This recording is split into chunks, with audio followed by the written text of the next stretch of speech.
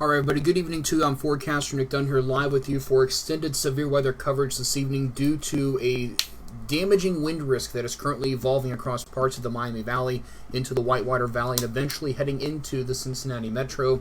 I'll give everybody just a second here to check in. As we continue to move through the evening hours, understand that this is round number 1 for severe weather, and then round number 2 is on the way in just a few short hours. And again, our team is kind of working behind the scenes on several things. We will have multiple people joining us as we go, but right now the main concern is going to be Richmond, Dayton, and Cincinnati. That's going to be our primary target. We will also be focusing on northern Indiana and north central Indiana as well as we continue to move along. So just a moment here and we'll get things started.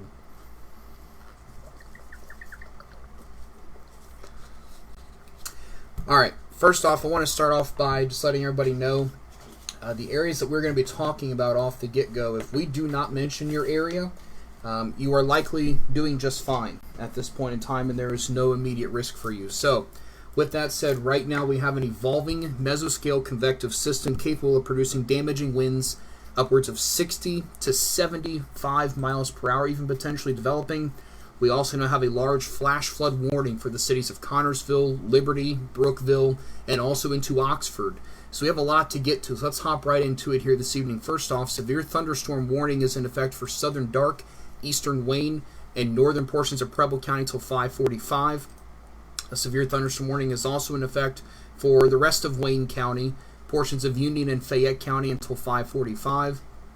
A severe thunderstorm warning is in effect for southern Preble, western Butler, Franklin,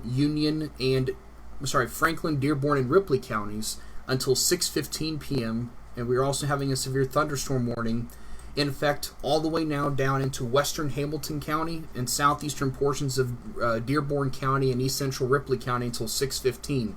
So that's an hour out in time. If you live in this area right now, you need to be moving indoors and away from windows until these storms have passed you. This is going to be potentially a rather long video here this evening. It is a bad time of the day with rush hour and etc. Dinner time is also starting, so this is a really important situation that we're going to be talking about right now. This is an MCS that continues to move off to the southeast. Let's look at velocity. We are starting to see an enhanced corridor of wind developing here in eastern portions of Union County and east central Indiana. Let's show you just how strong these winds are. You can see right now the Wilmington radar detecting winds over 70 miles per hour right now across parts of Fayette and Union counties in east central Indiana. Again, this is moving off to the southeast. There's also some stronger winds moving into portions of Preble County. Also will eventually moving into portions of Butler County and ultimately the Cincinnati metropolitan area. This is a really early heads up to you that you need to be moving indoors and getting away from windows until these storms have passed. Again, multiple flash flood warnings are now being issued across the region. We also have a flash flood warning for portions of Wayne, Fayette, Franklin, and Union counties in east central Indiana, and Preble and Butler County in southwest Ohio until 8:15 p.m. tonight. That is because this is a large mass of rain that is moving through, and obviously we have some really big concerns. We may be seeing the potential for ponding of water on roadways, flooded streets. So don't be driving tonight if you are in these areas at this particular point in time. With that said, we have additional thunderstorms we need to focus on. Some of those are going to be up here across northern Indiana. So those of you watching on the Northern Indiana Weather blog and also on Ohio News and Weather, this is pertaining to you. We have severe thunderstorm warnings for the Fort Wayne metropolitan area working down into portions of southern Allen County as well, outside of the city of Fort Wayne. So you're talking New Haven, Woodburn, Monroeville, Hoagland, Hessen Castle, also the Fort Wayne International Airport. We are seeing the potential here for damaging winds up to 60 miles per hour. There was a warning over here for portions of White County in Indiana. That has really weakened, so I expect that to expire on time, if not early. The storm in Fort Wayne not looking as impressive as it was, but the risk here is for primarily damaging winds. There could be some small hail over downtown Fort Wayne, but that's really not our biggest concern at this time. So we are watching that very closely. There is also new thunderstorm development taking place across portions of Mercer County, moving into Shelby and Champaign counties as well, but these are very isolated at this time. There is still a severe thunderstorm watch that is in effect for the counties highlighted in pink until 10 o'clock tonight, and I guarantee you there will be additional watches issued. It's just a matter of when at this point in time. So let's get you back into our severe thunderstorm warnings again, capable of producing winds between 60 and 70 miles an hour. This is including the Richmond area. Right now, you guys are getting hit very hard. In fact, particularly hard, I would say. Also down passing through Liberty and Connersville, seeing some very heavy rain. Oxford, the University of Miami campus. We are seeing some very heavy rain working through your neck of the woods right now as well. Hail does not really be looking like to be the primary concern, really. This is more of a wind threat. If you're up into Darke County, I understand this warning continues, but really, this is moving south of your area at this point in time. I'll put the radar into motion so you can see the overall trend in this at this point in time. As you can see, this is now beginning to move east-southeast. We are starting to see this grow, and this will continue to grow in size and likely start to show some bowing segments here very soon. And that's a concern that I have when it comes to damaging winds. We now have a severe thunderstorm warning tagged considerable for winds up to 70 miles an hour for Dearborn and Ripley County in southeast Indiana. We also have that same tag now issued for Butler, Montgomery, Preble, and Warren County. So now all of Dayton is now under a severe thunderstorm warning. And again, I think this will continue to trend south and east with time, but I think out of a course of caution, I think it's a very good move by putting Dayton in this warning at this point in time. We are watching this situation very closely for you, and of course we're going to be here with you through the overnight as needed here on all of our Facebook pages. But right now, this is a growing risk for damaging winds that could bring trees and power lines down and can cause a lot of problems this evening. So let's get back into it here a little bit more zoomed in for you. There's a look at all the warnings. There's a plethora of them, and most of these are now being tagged considerable for damaging winds up to 70 miles per hour, and this is the reason why. There are enhanced corridors of really strong winds, and one of those corridors, and it's a rather large one, is right here. Eastern portions of Union County, Indiana, and moving into western and southwestern portions of Preble County. Again, there are some really heightened returns on the radar of over 75 miles per hour. Now, not all that is getting to the surface right now, but there's a concern that this will continue to grow and get stronger, and there is a ton of rain in this thunderstorm. This is not something to take lightly. You need to be indoors and away from windows until this storm passes. So this is what we're currently monitoring, and this is what we will have to monitor for the next little while. We are going to stay with you on this for just a little while here. I just want to ensure that we're moving into some more populated areas. Dayton, Cincinnati, Richmond, seeing the worst of it now. If you have some reports, please send them to us. The last severe weather report that we have, there have been two of them. A 58 mile per hour wind gust at the Richmond airport and a 47 mile per hour gust. That's going to be over here at the Connersville airport. And we also have a report of half-inch hail near Oxford, Ohio, right on the Indiana-Ohio state line. Let's look at the reports side of things right now. I'm going to go ahead and turn off the drawing there because that will continue to move, obviously, and I don't want to leave that on the screen for you. They do continue. Darke and Preble County remain under a severe thunderstorm warning. I'm a little shocked by this, but even up to Greenville, you're still in the warning. Let's look at velocity and see if maybe there's something that I missed here real quick. Yeah, I'm not seeing much, but there certainly is going to be an outflow boundary here, and we could see some strong winds with that. An outflow boundary is a boundary of rain-cooled air that gets pushed out ahead of thunderstorms. That's what happens. New severe thunderstorm warning now, tagged considerable for the rest of the Cincinnati metro and into Claremont County. So this is now looking to be this is probably going to be at one of our longer videos here this evening. This is an evolving MCS, a mesoscale convective system capable of widespread wind damage, 60 to 70 miles per hour, Dayton, Cincinnati. You're under warnings now.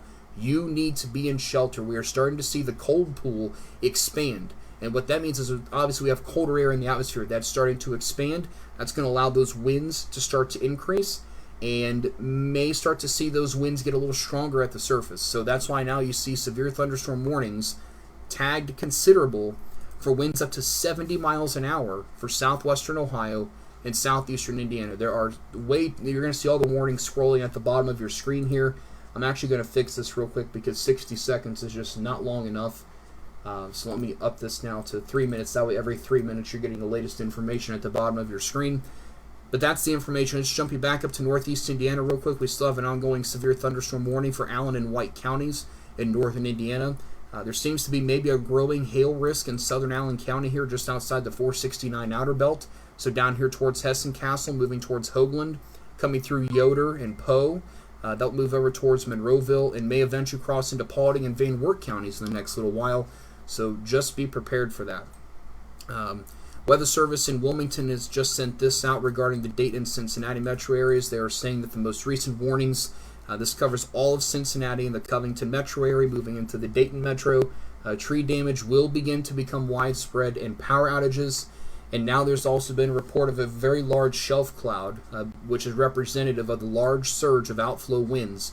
So I will tell you right now, those of you in Butler County, just hunker down. You're getting the worst of this, I would say, right now, also into Preble County, Eaton, Camden, Oxford, Hamilton. You guys are getting the worst of this right now.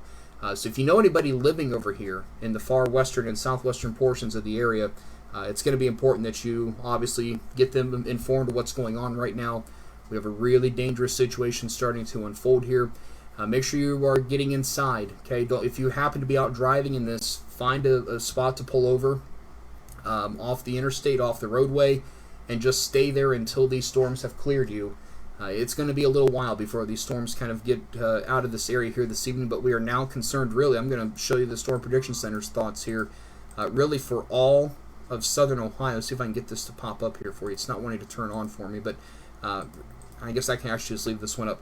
If you live in this area in green, this is primarily for heavy rain, but this is the track that we expect to see of, this is round one, okay? Southern Ohio, the western lowlands of West Virginia, and the rest of southeastern Indiana. And again, I'm going to put this back into motion. You're going to start to see that this is turning to the southeast a little bit. It's not huge right now, and it's not moving very quick, but we do expect this to start to increase its forward momentum with time. And so this is going to become a really nasty situation for those of you on I-75 within the next half hour, particularly if you're on the Butler-Warren County line. I mean, we're probably going to see additional flash flood warnings. These rainfall rates are probably just really just off the charts right now, for lack of a better term. Let's jump in and look at some of these. I mean, I'm seeing rainfall rates. I mean, we're talking extreme rainfall near Hamilton on one of the weather stations. We're seeing rainfall rates potentially exceeding 1 inch an hour from what I'm seeing on a couple of these stations, 2.5 inches per hour, even seeing some rainfall rates approaching 3 inches per hour, and that's instantaneous by the minute. But when you're getting those kind of rainfall rates, you're going to have some problems. Okay, so you just really need to be hunkered down. Dayton, Middletown, Cincinnati. If you're anywhere along 75, just be indoors and wait for this line of storms to come through. I'm waiting for some additional reports to start coming in. We've not seen them yet, but I'm pretty sure we're going to start seeing them here pretty soon. As the Weather Service is saying, here's kind of a full loop for you. You can start to see these last few frames. Watch how it's starting to pick up its speed just a little bit. That's indicative of those strong to damaging winds starting to evolve right now, and that's really going to be a sign that those winds will continue to increase. I think we are done seeing storms forming out ahead of this line. As we're starting to see the cold pools get larger, we'll likely start to see some of those consolidate, and once they do, it's going to be game on. We're going to see widespread wind damage probably across most of southern Ohio with this. We could see a new severe thunderstorm watch issued for portions of south central Ohio, maybe from Courthouse down to Chillicothe, Portsmouth, Gallipolis, and down to Huntington, West Virginia. We could see a new watch issued with time, so just be prepared for that as well. Let's go back and look at velocity across portions of Butler and Hamilton counties. Again, this is likely where we are seeing the core of that wind right now over, University of Miami, Ohio, West College Corner, Camden, Oxford.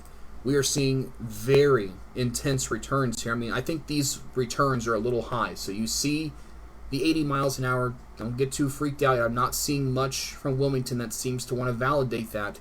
But as this is getting closer to the radar, those numbers are starting to increase. So I'm a little concerned that we're going to really start to see a rather significant corridor of damaging winds evolving any time now here across portions of Butler and Preble counties in particular, just exiting portions of Wayne, Fayette, and Union counties in east central Indiana.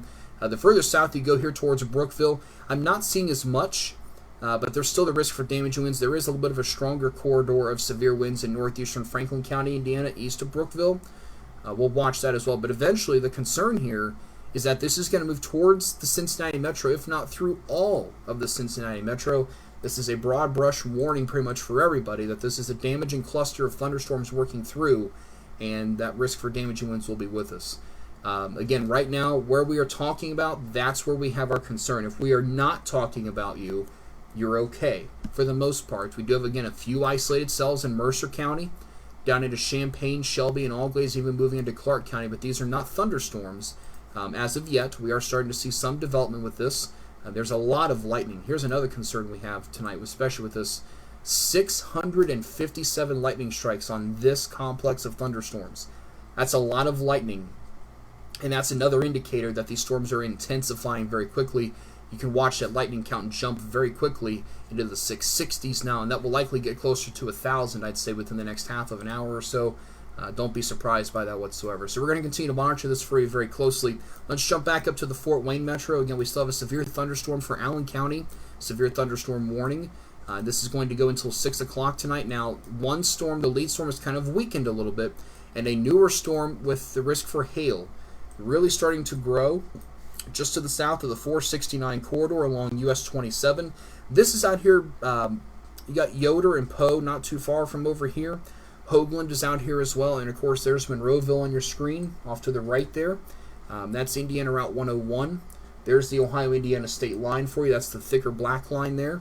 And again, this severe thunderstorm warning continues until 6 o'clock for winds up to 60 miles per hour and that potential for some hail.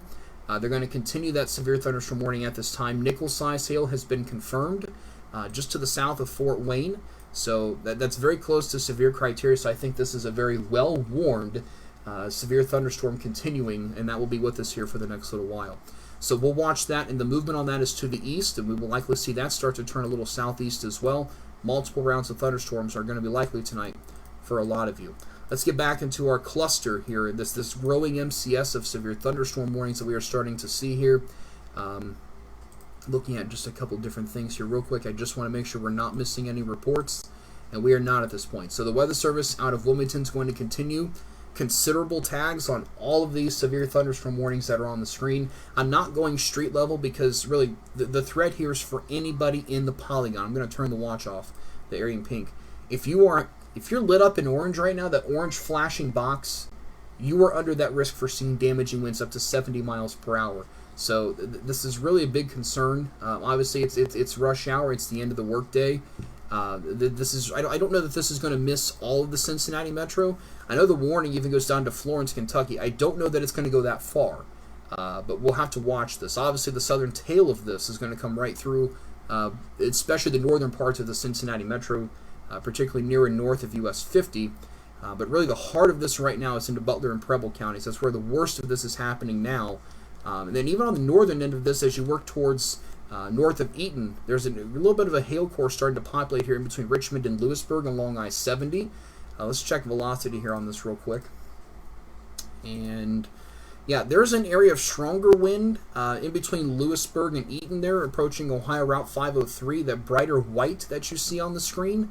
Winds approaching 70 miles per hour potentially. And this is why we have the warnings the way they are right now across Dayton down to Lebanon. Kings Island is in the path of this, so if you know anybody out there today, they're probably already shutting things down for the day due to what is moving in.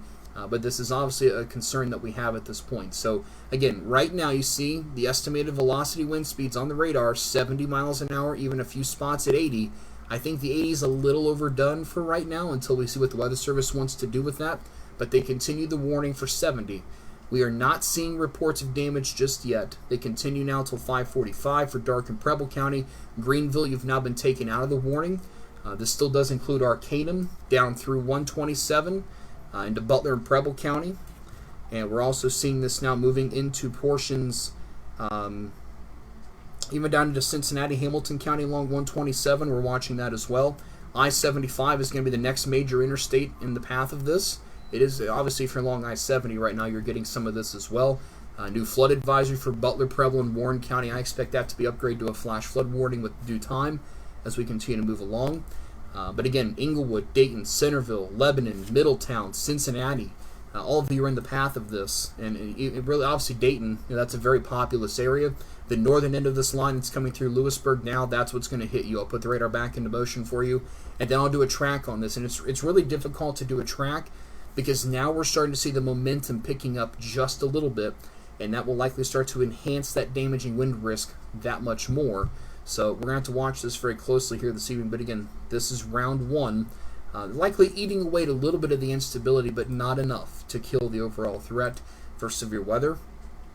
Lightning count continues to increase. We are seeing a lightning count now over 700 with this cluster of thunderstorms. That tells us that we are again likely still seeing some strengthening. Let's go and put a track on this now. Again, general movement now to the east-southeast. Probably, should probably check some of the warnings here first on that, but we'll go ahead and move it at about 40 miles per hour just to kind of give you some heads up on this. So we're looking at Dayton at 554, Cincinnati 555 if this holds together through you. Huber Heights at 602, moving into Xenia 613, working down the line. I mean, Chillicothe 730. This is a 2-hour heads up for you, for those of you that far east, that we may see this line of storms move into you very soon. Very heavy rain and low visibility and lots of lightning in Eaton and Preble County. I completely believe that. There could even be a little bit of hail going on in portions of Preble County right now as well. So we're watching all of this obviously very closely for you. So this is the way things are shaping up right now. Again, I-75, the next major interstate in the path of this. Widespread damaging wind potential, 60 to 70 miles an hour, looks very probable right now across the western Miami Valley, moving down into the Cincinnati metro. Everywhere in an orange box, you are under that risk of seeing damaging winds. And I understand that some of you may be looking outside and wondering what in the world's going on. Especially if we're not talking about you. But again, right now we're primarily focused on southwestern Ohio, the Dayton and Cincinnati metro. That's going to be the primary concern at this point in time, where we could have that risk of seeing those damaging winds.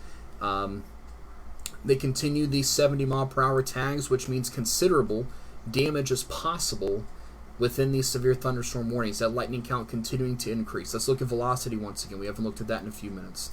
See if anything's changing.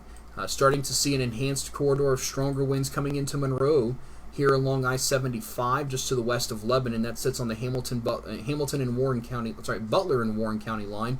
There's the community of Hamilton, likely seeing some strong winds right now as well. I'll pop some numbers here for you.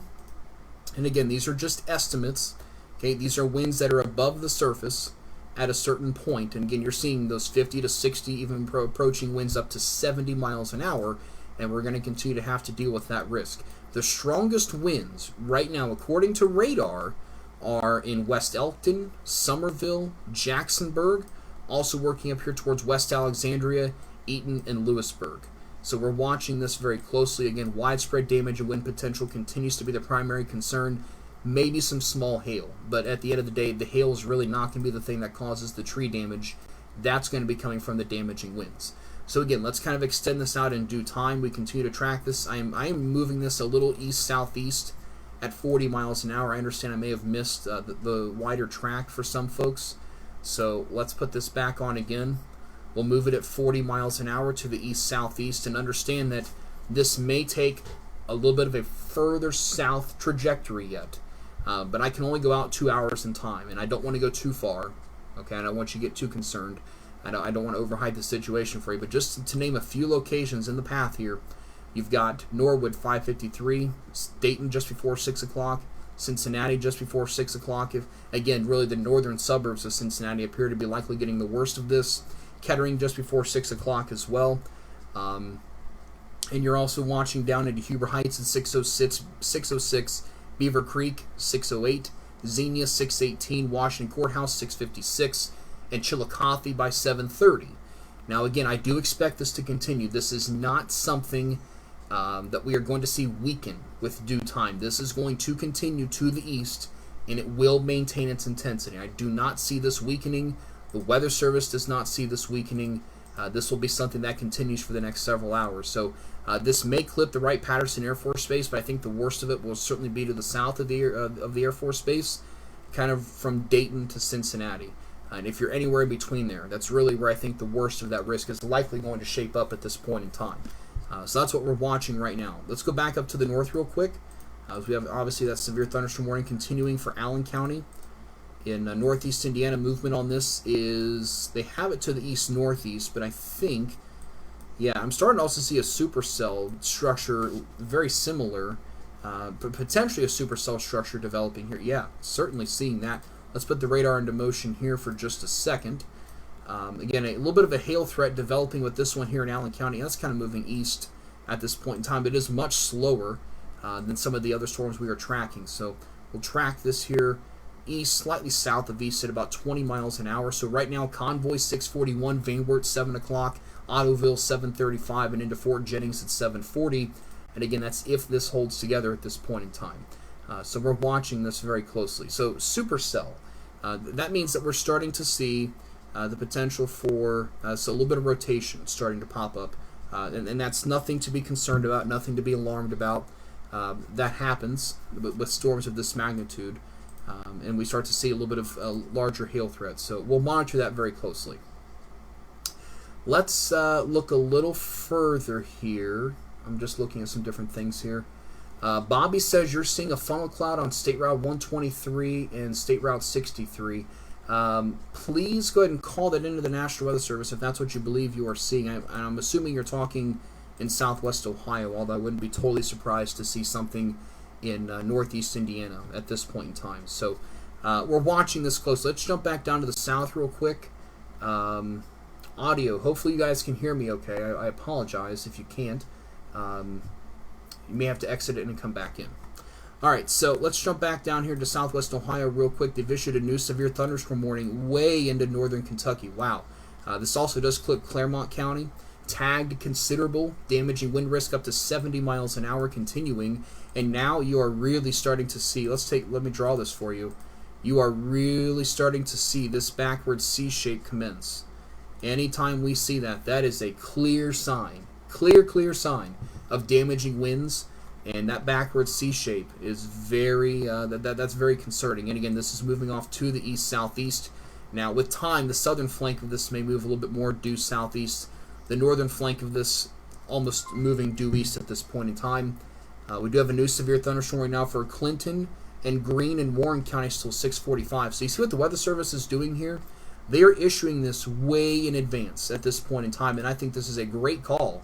But all of Dayton now including Xenia and Beaver Creek down to the National Weather Service in Wilmington office, a severe thunderstorm warning until 6:45. So we're going to be with you here for a little while.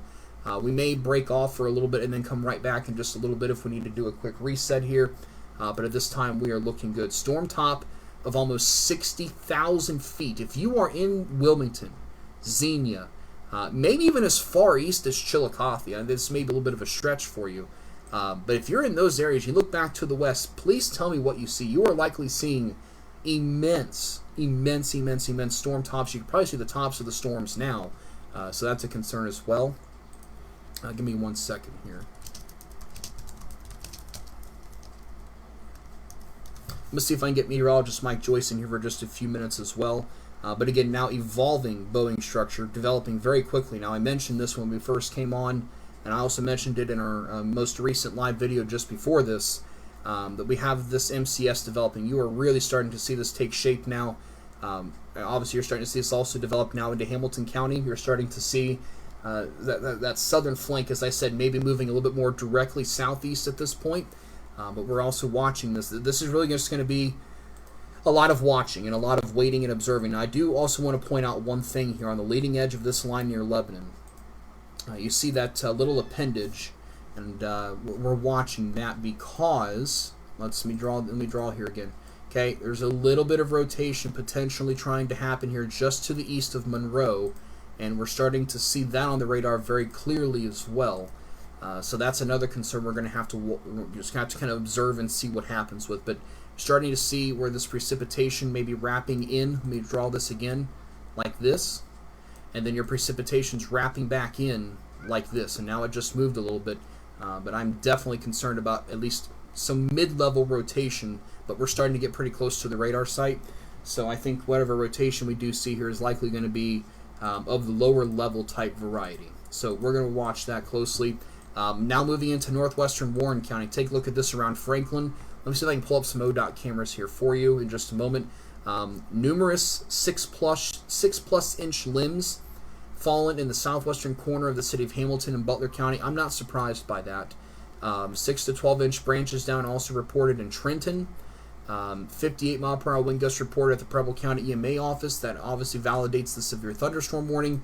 But this area of very bright blue and green that you see on the screen right here, this is going to be the core of that damaging wind potential. Southwestern Montgomery County, south of Dayton, towards Farmersville, Miamisburg, down to Middletown and Butler County, moving through West Elkton and Gratis, and moving into Franklin. Again, a really dangerous situation evolving here this evening. Right now, we do have some other members of our team keeping a close eye on things kind of behind the scenes as well. But again, this is really dangerous. This is not something you want to be caught out driving in. I would not be totally surprised to see them up the wind on this. And I only say that because of some of the velocity returns that we are starting to see, some of the reports that we're slowly starting to trickle in of some wind damage. See if I can get some of those to populate.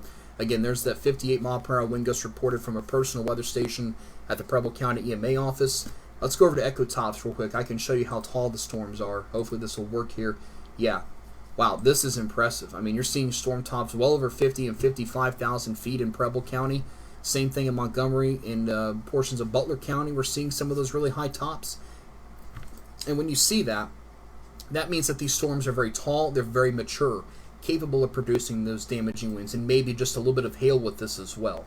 So we're watching that. Additional storms continue. And again, I'm watching for, let's go back up to Allen County, Indiana real quick. Severe thunderstorm warning exiting Allen County, moving into Adams County, Indiana, north of Decatur. Starting to see an interesting look to this, and I wonder if... Okay, nope, we have another new mesoscale discussion. We'll look at that in just a moment. Radar algorithm detecting very large hail here on the Allen-Adams County line in northeast Indiana. I think we're going to see a new warning potentially. Let's see what IWX is suggesting here. Also, new severe thunderstorm watch likely for southern lower Michigan, northern Indiana, and northwestern Ohio. 95% chance of seeing a watch. We will see that issued here very soon. Okay, yep, there's a new severe thunderstorm now for Adams County. You just saw that pop up on the screen there for quarter-size hail and winds to 60 miles per hour. Also, we now have a report out of Hamilton County near Finneytown of branches are down on cars and along Banning Road. So we're starting to get some of those reports now that we were a little concerned about. And again, there's our evolving thunderstorm complex across Wisconsin now moving over to Lake Michigan. That's our main complex that we're going to have to give you an update on with due time. But obviously concern number one right now is down here into southwestern Ohio, where we have a growing MCS, a Boeing structure at this point in time. And give me just 1 second here. I want to message one person of our team here to see if they can do something for me.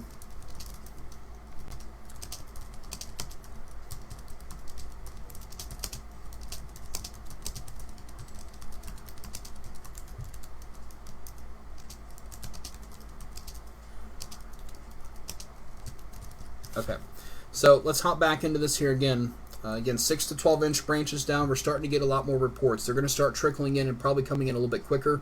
We have still a continued severe thunderstorm. If you're flashing in orange down here in southwest Ohio and southeast Indiana, this is for winds 60 to 70 miles per hour. Weather Service now saying that tree damage reports are coming more continuously. Upscale growth is continuing. Immediate threat for 70 plus mile per hour winds. This is going to cause significant and widespread tree damage and power outages tonight. And obviously, we warned you of this. We warned you that there was going to be the potential for multiple rounds of severe weather. We are with you. We're going to stay with you until this threat is kind of subsided here this evening.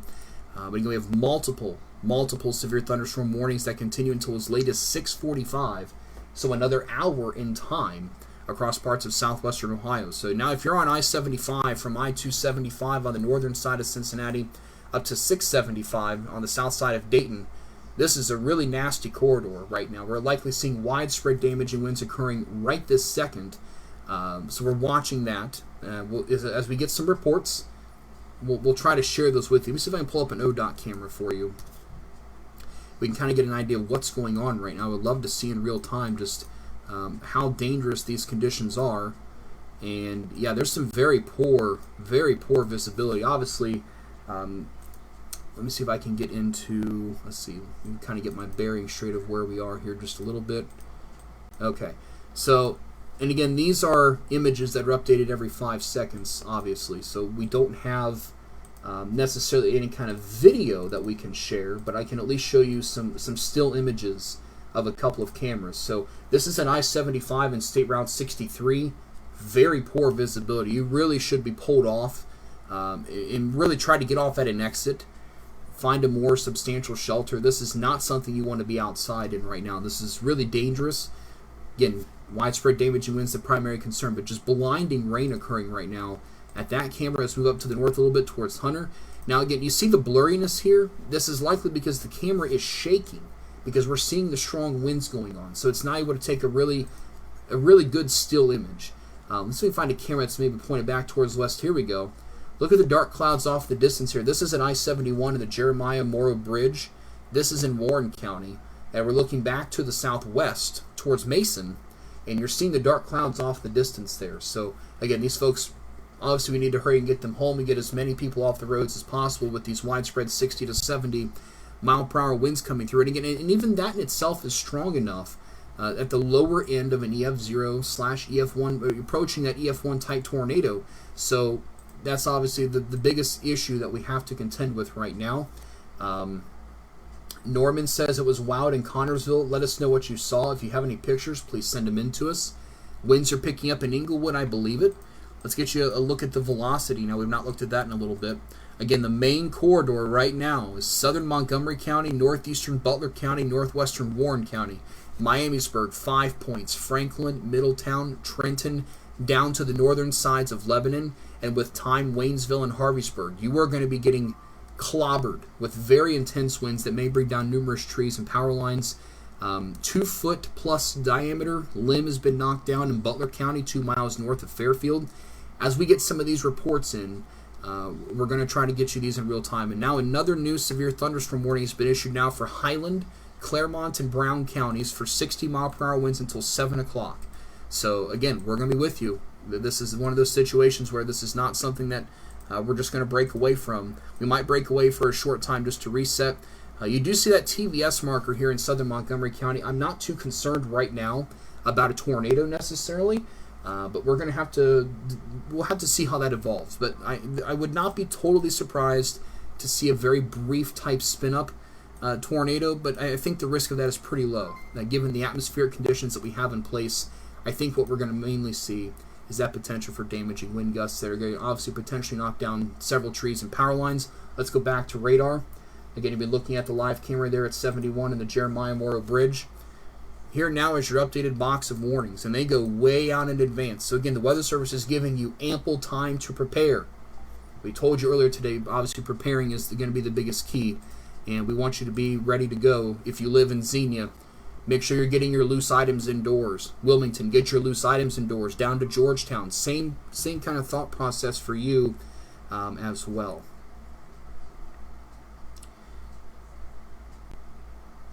Okay.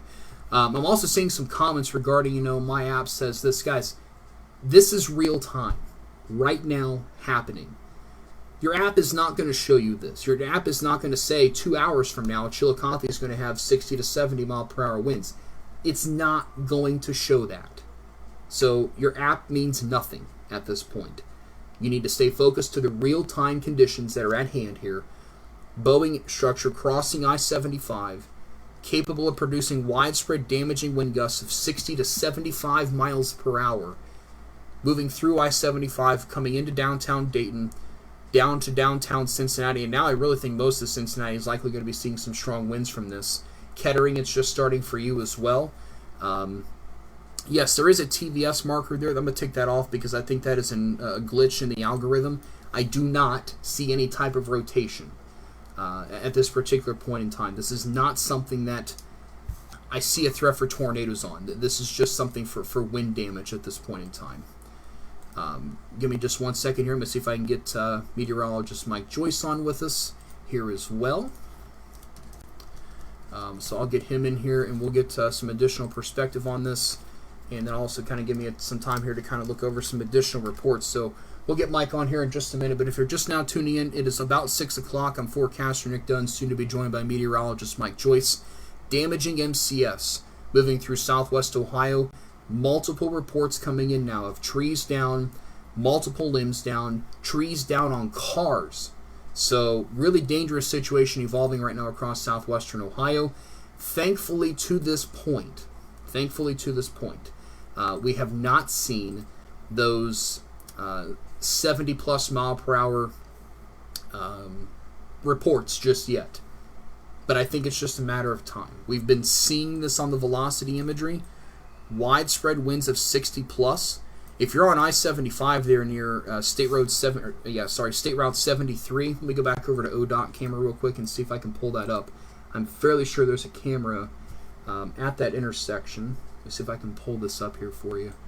That's Franklin. Yeah, so we're starting to see the really heavy rain coming in there around Franklin. Let's take this full for just a minute. There you have it. You start to see the visibility is getting less. That's 75 at 73. Let's look at a couple of other cameras around this area, around the Hunter area. Yeah, we're still, and I think actually that camera's been knocked offline. Move down towards Monroe. That one's been knocked offline now as well. That one's not updating, so we may be having some power issues right now in this area. Here's a look at 75 and Kyle Station Road. This one's also been knocked offline, so I guess the next thing we're actually going to go look at now is power outages. So let me pull this up for you so we can kind of take a look at that and let you know what we're seeing. So right now, Preble County is showing about 1,400 people, residents I should say, customers without power.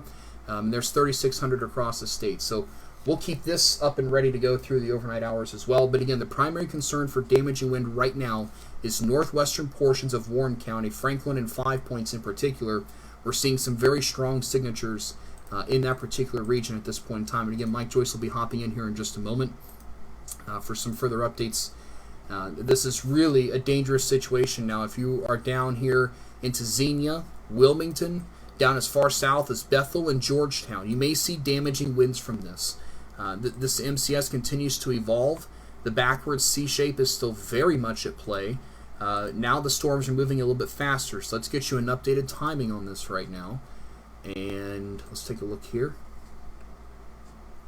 Okay. Let's track this.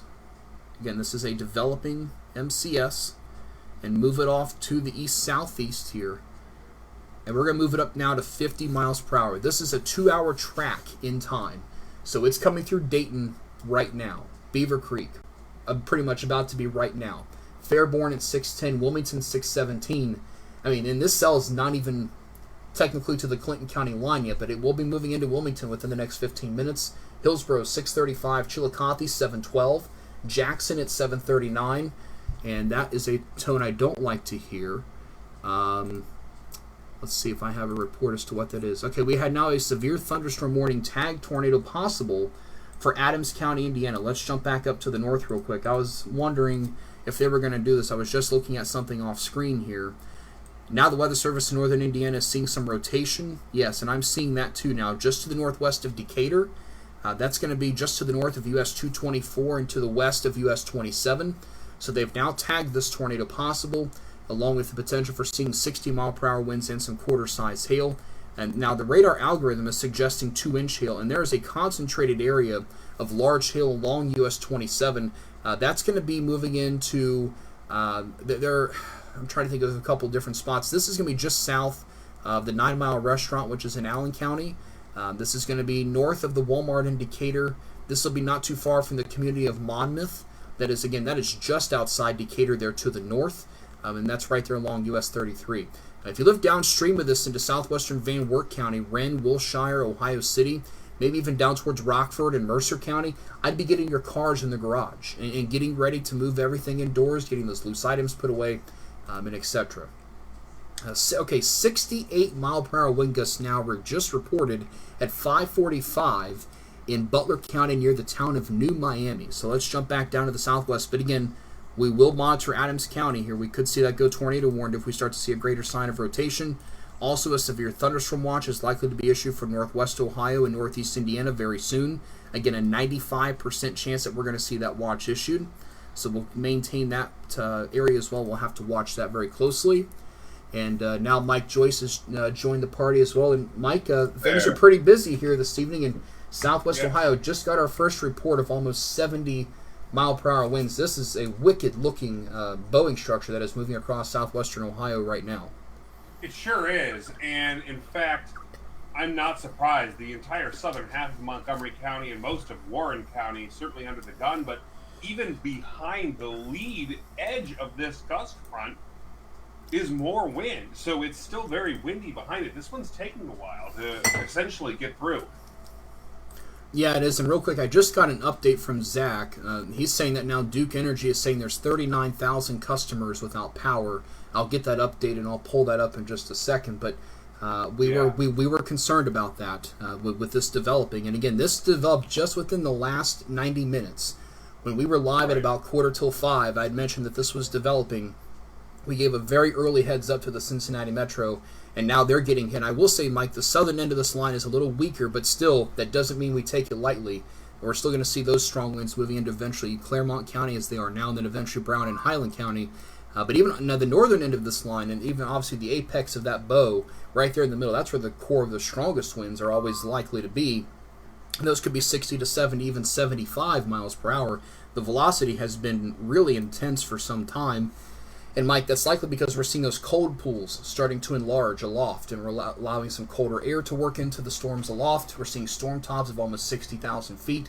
These are very mature storms. This is not something to mess around with, but the Weather Service is doing a fantastic job with this, I think, giving plenty of lead time all the way now to the Greene and Fayette County line, even way past Wilmington now. So there's plenty of heads up. It's not that folks can't say they're not being warned right now, that's for sure. Absolutely, and these are significant severe thunderstorm warnings, meaning that, like we've been saying throughout the evening, and Nick has been covering it, the 70 mile per hour wind potential, that's close to hurricane strength. So this is a significant system here, and even just looking at the warning and looking at the radar and just in general knowing the geography of the area, it says severe thunderstorms from Englewood to Sharonville. So that's almost a 60-mile stretch there that this line is impacting in southwestern Ohio. So yeah, Greene County, you're next, Clinton County, and then even Claremont and Brown County, especially the northern fringes of Claremont and Brown County. And I'm going to take a look at the CVG radar real quick just to see if we're getting any wind signatures. Not so much in Hamilton County. It's still severe. There's still severe potential in Hamilton County, but the greatest straight line wind potential, it does appear, will be now taking over Warren County. That's probably where we're having a lot of Duke Energy outages there. I lived in Warren County for 5 years and was a Duke customer then. I know they cover most of the county, most of Butler County, and pretty much the Cincinnati Metro. So getting those numbers high is not good. That means there's a lot of folks without power, especially with all this heat. I mean, it's a scorcher out there and will be for all of this week. So, and you know, we have a lot of folks out in southern Greene County that are probably going to be getting this as well. It's very windy in Centerville, Springboro, Lebanon right now, Harveysburg about to get slammed. In fact, I would not be surprised if that gust front is already through. The good news is with this area, though, we have excellent radar coverage with the Wilmington Weather Service office right there. So we don't have to guess as much. I hate to use the word guess in meteorology because it's often a term that's thrown around to make fun of the profession. But in a sense, there is some educated guessing, or a big word would be interpolation for this. We don't have to do that so much when we have a good eye from the radar site and a lot of eyes on the ground in the area as well. I know we've got a lot of spotters out there in the area. So, yeah, Warren County under the gun still because there's a lot of wind behind it. Like Nick said, there's that cold pool developing, so some of that cold air being transferred out of the storms. So this storm is likely going to propagate and continue to move eastward relatively quickly. And Nick, I don't know if you've seen anything from the Weather Service or the Storm Prediction Center if they're planning on extending the watch out to the east. I read something. They do plan to. And one other point, and I know that this is not an official weather station, as we now have a new flash flood warning, as I mentioned, we would see for Preble and Butler County. The dew point right now at our Chillicothe station is 82. 82 with an air temperature of 89. So with that creates now a heat index of 110 in Ross County. So when I say that these storms are going to continue, this is why. There is extreme moisture and plenty of hot air for these storms to work with as they continue to progress east. I know there's a few showers developing in advance now. that's not gonna eat away at anything whatsoever. Also getting multiple reports now. A large tree on a car in Hamilton near Blue Ash. That's gonna be in Hamilton County on Rollins Drive. Multiple spotted reports of at least 2-inch limbs down. Car damage from limbs falling near Finneytown. That is in Hamilton County. A large tree is down on Eaton-Gettysburg Road in Preble County near the community of Eaton. So, and also a 52-knot gust just measured at the Lebanon Airport there in Warren County. And as I said, a 68-mile-per-hour gust measured at Mesonet Station EW 6002 near New Miami in Butler County. So again, as I mentioned, it would just take some time, but we are starting to get these reports coming in very quickly. So now, again, this is why the call to action for Xenia, Wilmington down to Georgetown, strong, damaging winds. Numerous power outages appear to be possible. I'm waiting for the latest update to pop up here from poweroutage.us. Obviously, we know that Zach had mentioned that there's over 30,000 Duke Energy customers right now without power. And I'm looking at some of the comments here. Real quick, I do need to bounce back up to Adams County. We have a tornado tag with a large supercell-type thunderstorm working through Adams County, Indiana, moving towards Van Wert County and Mercer County with due time. Yeah. Let's get you a quick look at this. And again, there's been a little bit of a hook, if you will, on the back side, and velocity continues to show at least weak rotation just to the northwest of Decatur. So, and I'm very familiar with this area. So this is going to cross US 27 at US 33 near the Walmart there. If you're working north on 27 and 33, you've got the Richards Restaurant. There's a Kroger there. You've also got the city of Monmouth. I played baseball there as a kid in a couple different tournaments. That's going to be coming through there. And then you work down east along US 224. That moves into rural northeastern Adams County before then you cross into Van Wert County where you have the wind farms near US 30. This will likely stay to the south of that area. But you're also talking eventually into southwestern Van Wert County. As I said, Wilshire, Ohio City, Wren, even down towards Rockford. We need to be prepared for additional severe thunderstorm warnings to be issued with this. Go ahead and get your loose items moved inside, and just kind of, you're just going to be weather aware. We're already starting to see some heavy rain in Wren down towards Wilshire along US 33. That'll cross potentially north of the intersection of 33, where you have to turn right to stay on 33. That takes you into Indiana, or you continue westward and that turns into Indiana Route 124. There's a little ice cream parlor right there as well. But again, when I said I'm familiar with that area, I really meant that. I've been up this road many times. But we're watching a rotating thunderstorm in northern Adams County. There's no tornado warning on it right now, but the Weather Service is monitoring that. They have it tagged tornado possible, and so we're concerned we could see that potentially upgrade to a tornado warning if the rotation strengthens or the Weather Service starts to get increased confidence that a tornado is possible. Let's get you back down to southwestern Ohio, where now the strongest winds, Mike, are moving right into Xenia.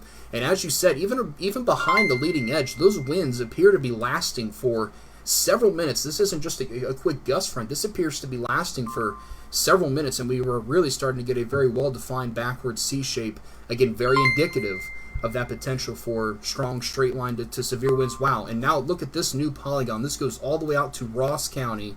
A severe thunderstorm warning has now been issued for southern Clark, southern Madison, all of Fayette, all of Highland, eastern Clinton, and western Ross until 7:15. Mike, that is some increased confidence from the Weather Service that this is going to maintain and continue. And based on the widespread power outages we've already seen, and Mike, I'm really surprised this isn't turning more southeast. And obviously this is a concern for round 2 that comes in a little later on tonight potentially, if we already have power outages in place. But this is a concern. So now maybe as far north as South Charleston, Mount Sterling potentially along I-71. The potential for damaging winds is going to continue there as well. So that's about as early of a heads up as you can get there, Mike. Yeah, absolutely. And I'm just kind of taking a look at my radar here and trying to look at the instability, the greatest instability. It's going to basically follow that. We like to say in science and physics, things like to follow the path of least resistance. So these storms are going to do that. So essentially they're going to, if they're already confident and have warnings out all the way to past Chillicothe, then if you're in Benton, Jackson, Gallia, Lawrence County, Meigs County, the rest of eastern Ohio, and then moving into West Virginia, I would even say as far away as Charleston, West Virginia, you need to be looking at this because, yes, it's, I would say, an hour away from you, or as far as West Virginia goes, maybe an hour and a half to 2 hours, but there's no sign that it's going to weaken. In fact, there's so much instability all the way, I would say, almost down to Charlotte, North Carolina, that we have some extreme south, or maybe not that far, but like at least well into the Appalachians. So there's really it's not going to meet any resistance as it heads into central West Virginia in a couple hours from now. So yeah, and hey, Mike, I want to pass something on. This just coming in now from the Weather Service in Wilmington. 100,000 customers are already without power in Southwest Ohio. So with that said, folks, I want to stay with this now for a little while. I know, Mike, if you need to go for a little while, that's fine every once in a while. But no, I'm good for a little while, yeah. Due to that kind of fact that we're already seeing, we're going to stay with this. And that tone you just heard in the background is likely going to be, okay, they continue tornado possible for Adams County. That's a rotating thunderstorm. They're moving slowly southeast along US 27. We'll be watching that behind the scenes as well. But now 100,000 customers with Duke Energy in southwestern Ohio have no power. And that is that is not what we want to see. But unfortunately, we feared that may happen today. Maybe not necessarily with this round. But I want to give some kudos to Ken McNatt. He kind of called this morning just a little bit. Kind of off the record and off to the side with us, but this is a really mature Boeing structure. So, again, now that we have 100,000 customers without power, we're going to stay with this now for a while. So, Xenia, the worst of it coming into you now. Wilmington, you're next in line. Georgetown, Mike, even the southern end of this starting to form a little bit better now, even into north central Kentucky. That's the part that's going to eventually clip places like Georgetown and further south along the Ohio River, but man, I don't think it's been a while since we've seen that many customers, and this is really not that large of a complex. This is really small when you look at it geographically speaking, but it's very impactful. Right, and that that's one of the things in meteorology that gets juggled around when it comes to issuing alerts and just in general how impactful something is. 100,000 people without power is a major impact. I mean, we're going to have Duke Energy, AEP, Ohio Edison. Those companies are going to be have their hands full over the next day or so trying to get everyone back online again. And as this crosses out of Duke territory and goes into AEP territory again in central and southern Ohio, they're already on alert, because what they do is they have their crews placed so that they can get power back on as quickly as possible to as many people as possible, and to do so in the most cost-effective way, especially with fuel being so expensive these days. So that's going to be a major concern. I mean, they're watching closely, like I said, from Chillicothe, just barely outside that new warning, all the way down to, I would say, central West Virginia into the Charleston area. So it's going to be a very intense evening. Not seeing a lot of like we said, it doesn't seem to be weakening. So that southern portion. Oh, do you have something? Yeah, real quick. Yeah, they're about to expand the watch eastward now to include Clark, Fayette, Franklin, Fairfield, Hocking, Madison, Pickaway, Ross Pike, and Scioto. Just through 10 o'clock. Yeah. So, and keep in mind, now those of you in Columbus, understand that this is south of 70. I don't see this curving up to Columbus at this point in time. This is going to be south of Columbus. But I will tell you, as this gets closer to Columbus, that light show to your south is going to be incredible. We're already up now to almost 1,200 lightning strikes, and that's just in the last 20 minutes. And I guarantee there's probably been more than that just in the last hour. And by the way, that number, just for clarification from Duke Energy, is 106,000 customers. And that's with Duke Energy alone? And that's just with Duke Energy alone. Okay. And again, now the poweroutage.us map only updates every 15 minutes. As of 6:03, there were 44,000 customers statewide without power.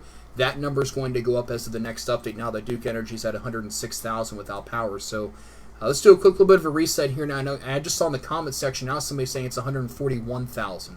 So if it's jumping up that quickly, I think we're seeing winds in excess of 70 miles per hour. So that severe thunderstorm watch now, as we just said, has been expanded now.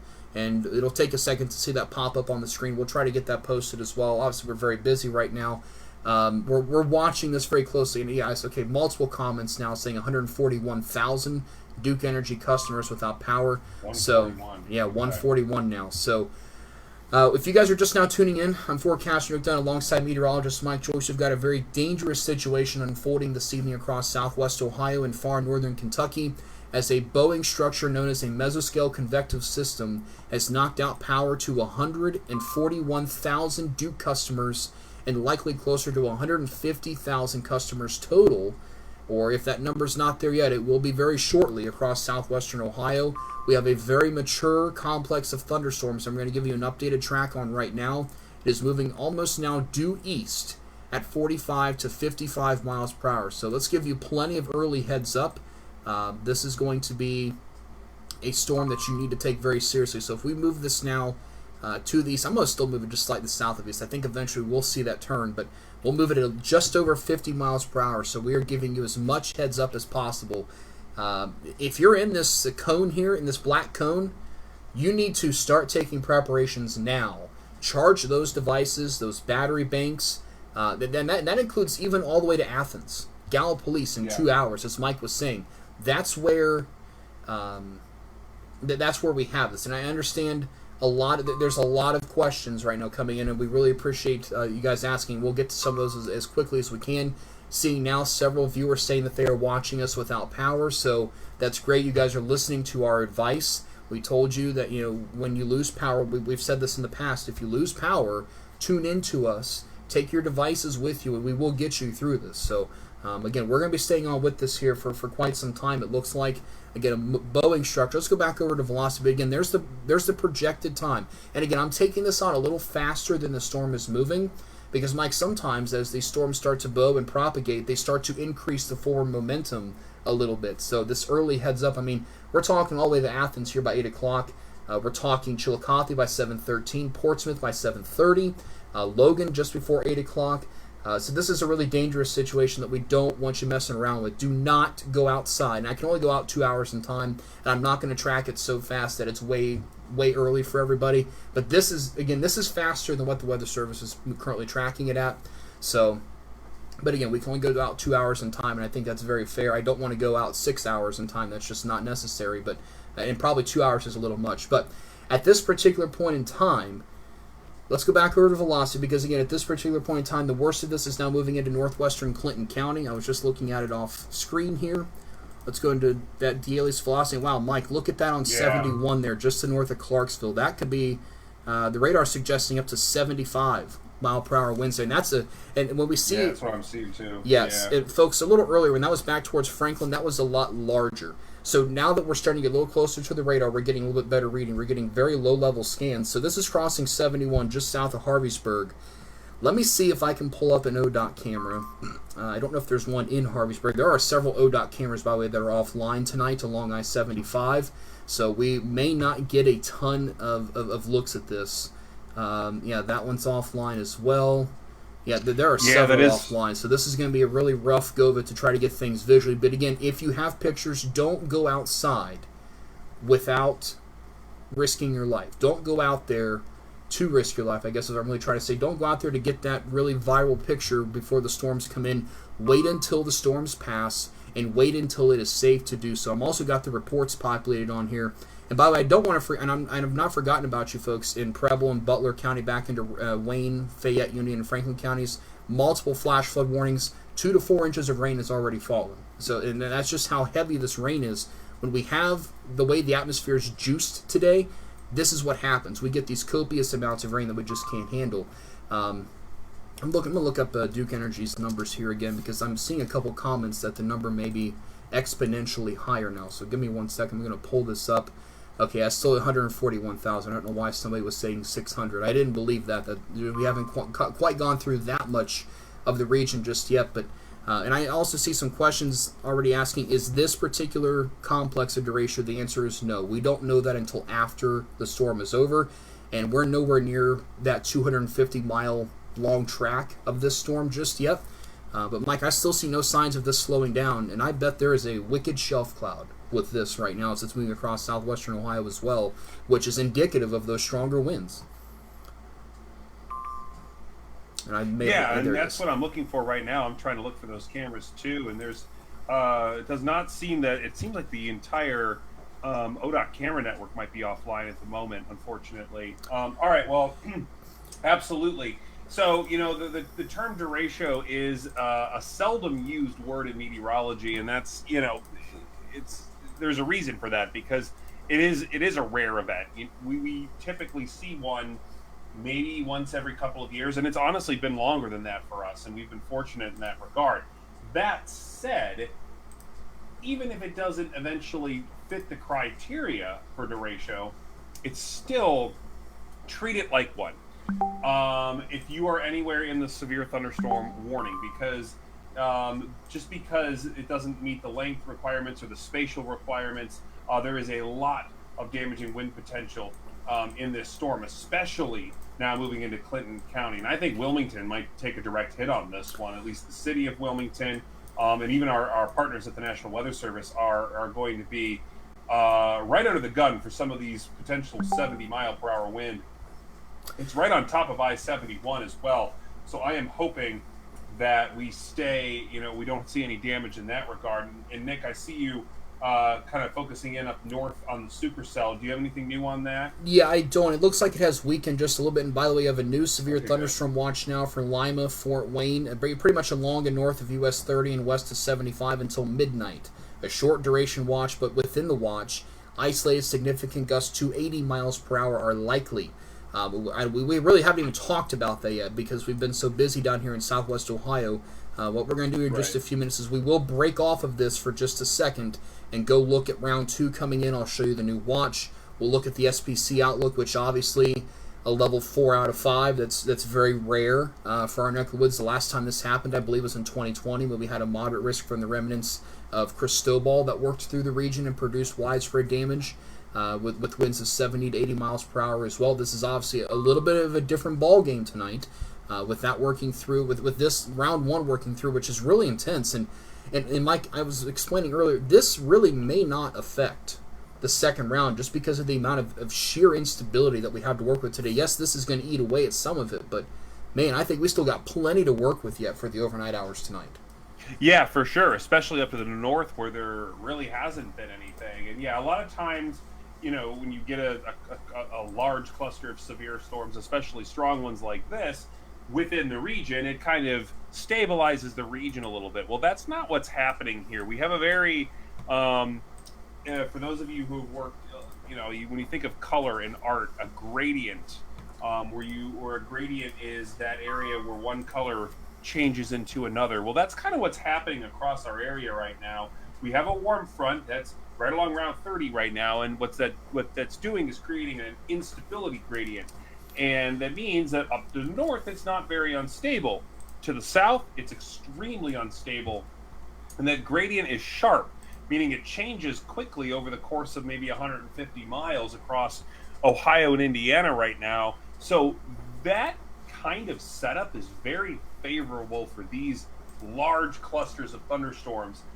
When you get something very unstable, it's almost hard for those those single supercells to hold together for long before it clusters into something bigger. That's where straight line wind is more common. Although we do have that isolated supercell up to the north near Decatur, Indiana, that we're still keeping an eye on. So it's one of those days where everything's possible, but we're really focusing on southern Ohio at the moment, and then round 2 for northern Ohio later this evening. So certainly not a great situation. And Nick, I know you've got on your screen right now, you're showing the power outages. It looks like Butler and Warren are impacted the most, and that makes sense given the wind path that has already moved through.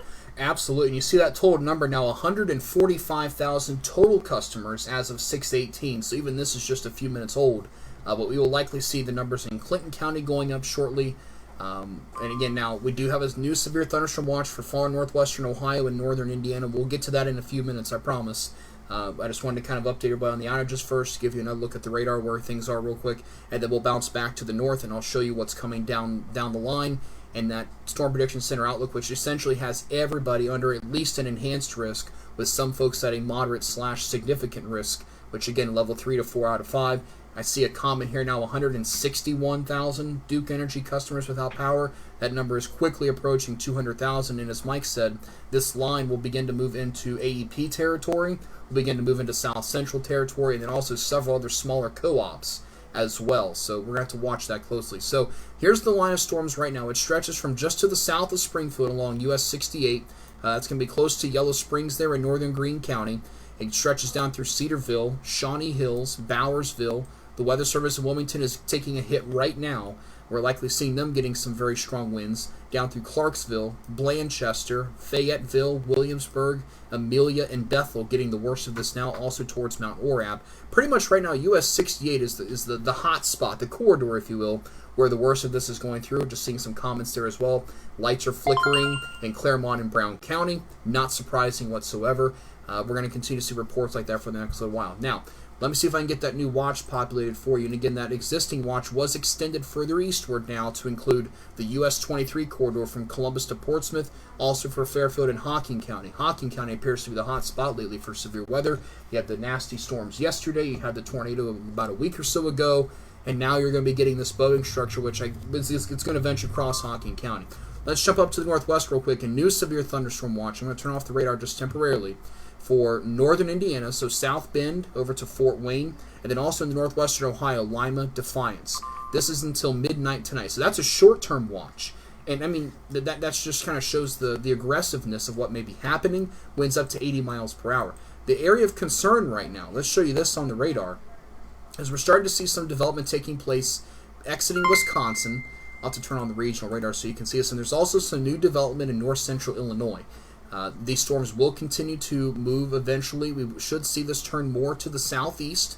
There's your one single cluster over Lake Michigan, which just looks really impressive right now over Lake Michigan. And obviously the water's cooler, the air is very stable. So to see that kind of return on radar is just very violent. So that will be moving onshore into southwestern Michigan here shortly. New storms developing near Rockford, Illinois. Those are not severe at this time, but those may eventually kind of conjoin forces, and then eventually we should see this moving off to the southeast here with due time. So right. that's kind of where things are at this time. So that's the current situation. That's where round 2 is coming from.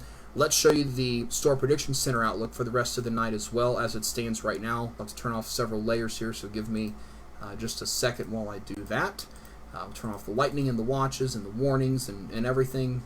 Just to kind of disable some things here so we can kind of get a clean look at this.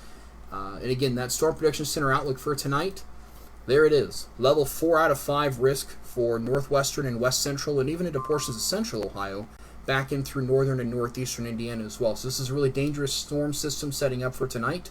And again, we have round 1 obviously working through southwest Ohio now. That is not what this outlook is really for. This outlook is really for round 2 coming in later tonight and into the overnight hours. It could very well be a long night. And as Seth B. now put it from the Weather Service a couple of hours ago, he said this could be a long night for the Ohio Valley, and stay safe all. Those 3 words right there really that just kind of summarizes it for everybody watching tonight. Just stay safe. That's going to be the number 1 key thing. So let's look at the current convective outlook for the rest of tonight. Let's get you back into our MCS that is continuing to move to the south and to the east. And Mike, I'm starting to see a little bit of development on the northern end, right over Springfield. I'm wondering if maybe this is going to grow in size a little bit further, potentially. Sometimes that happens as these cold pools start to consolidate and enlarge a little bit. We start to see the overall convective cluster spread out and fan out just a little bit at times as well. Yeah, that is for sure. I'm definitely seeing that. And that's why Clark County, at least the eastern portion of Clark County, is under a severe thunderstorm warning right now. So what that means is if you live in Madison County, you may be getting this growing cluster, and then even the south side of Columbus too, being on the north end of that. I mean, I at my house today near Grove City, and Nick, I know you can confirm this too, I had 90 degrees with a dew point of 80. I haven't seen that in over a decade. Yeah. So with that sitting over the city, I don't see why these thunderstorms couldn't grow into it and eventually come into something that could impact the Columbus metro too. Yeah, so, and I mean, what's interesting too, Mike, is we already have clouds here from this complex of storms. I mean, this is really, even if we don't get the rain from this, I mean, the cloud field is already expanding so massively that it's rather. I mean, here's the thing. Right now, where I'm at, it is 89 degrees and it is cloudy, not a peak of sun and a heat index of 100. Like there. If it was sunny out, cloudy, that's the key. I mean, that just shows that even with clouds, we're still staying very warm and muggy and unstable. And the wind is obviously right now dead calm here in Columbus. So that's the way things are standing right now. Let's get you up to date on all of the warnings. We've had another new warning issued. So, working from west to east, we have an existing severe thunderstorm warning for Greene and Clinton and Warren counties till 6:45. All these are going to really be for 70-mile-per-hour winds for the most part. An existing severe thunderstorm warning for southwestern Claremont County till 6:45. Another severe thunderstorm warning for eastern Claremont, parts of Adams County, and southwestern Highland County till 7 o'clock. A severe thunderstorm warning for portions of Brown and Adams County till 7:30 for 60-mile-per-hour winds. And then again, the bigger polygon right now is for southeastern Clark County, south central and southern, really about the southern third of Madison County, all of Fayette County, all of Highland County, and western Ross County until 7:15 for wind gusts up to 70 miles per hour and some penny-sized hail. We continue to see signs of this continue to bow out. And Mike, we're going to have to watch the back end of this exiting the Dayton area, kind of on the backside. Sometimes we can get what we call a bookend vortice to develop on the backside, and that may enhance the wind threat at least for a short while on the northern end of this line. And I will say the velocity, as this is coming right over the radar site, we'll have to give it a few minutes here before we can kind of see what the winds are looking like as this Boeing structure moves into places like Washington Courthouse and Hillsborough. Right, yeah. So I'm going to actually loop the velocity data as it moves through Wilmington just to kind of get an idea. And yeah, it does seem like some of those stronger gusts are holding as this storm exits Clinton County and heads into Fayette and into Highland County as well. And one thing that's important to know is with this situation, just taking a look at the wind and the reflectivity or the precipitation data, you're going to get those gusts of wind first. Behind it will be coming the heavy rain. It won't be far behind it, but you're going to get the wind first. So if it starts picking up, it's going to pick up fast. And then you're going to get the wind, and then you're going to get the heavy rain. So if anything gets damaged or punctured or something like that, it's going to get completely soaked too. So that's something to consider with this storm. Now, sometimes when the gust front way outpaces the precipitation, like gets way ahead of it, that indicates that the storm might be weakening a little bit, but I'm not seeing that here. I am seeing a very pronounced gust front moving right into Fayette and Highland County right now. Even we have Brown and Adams County. You're going to get the southern fringe, and then Clark County, Madison County, and I'd watch out and pick away in southern Franklin as well, just because there's so much instability to tap into pretty much everywhere.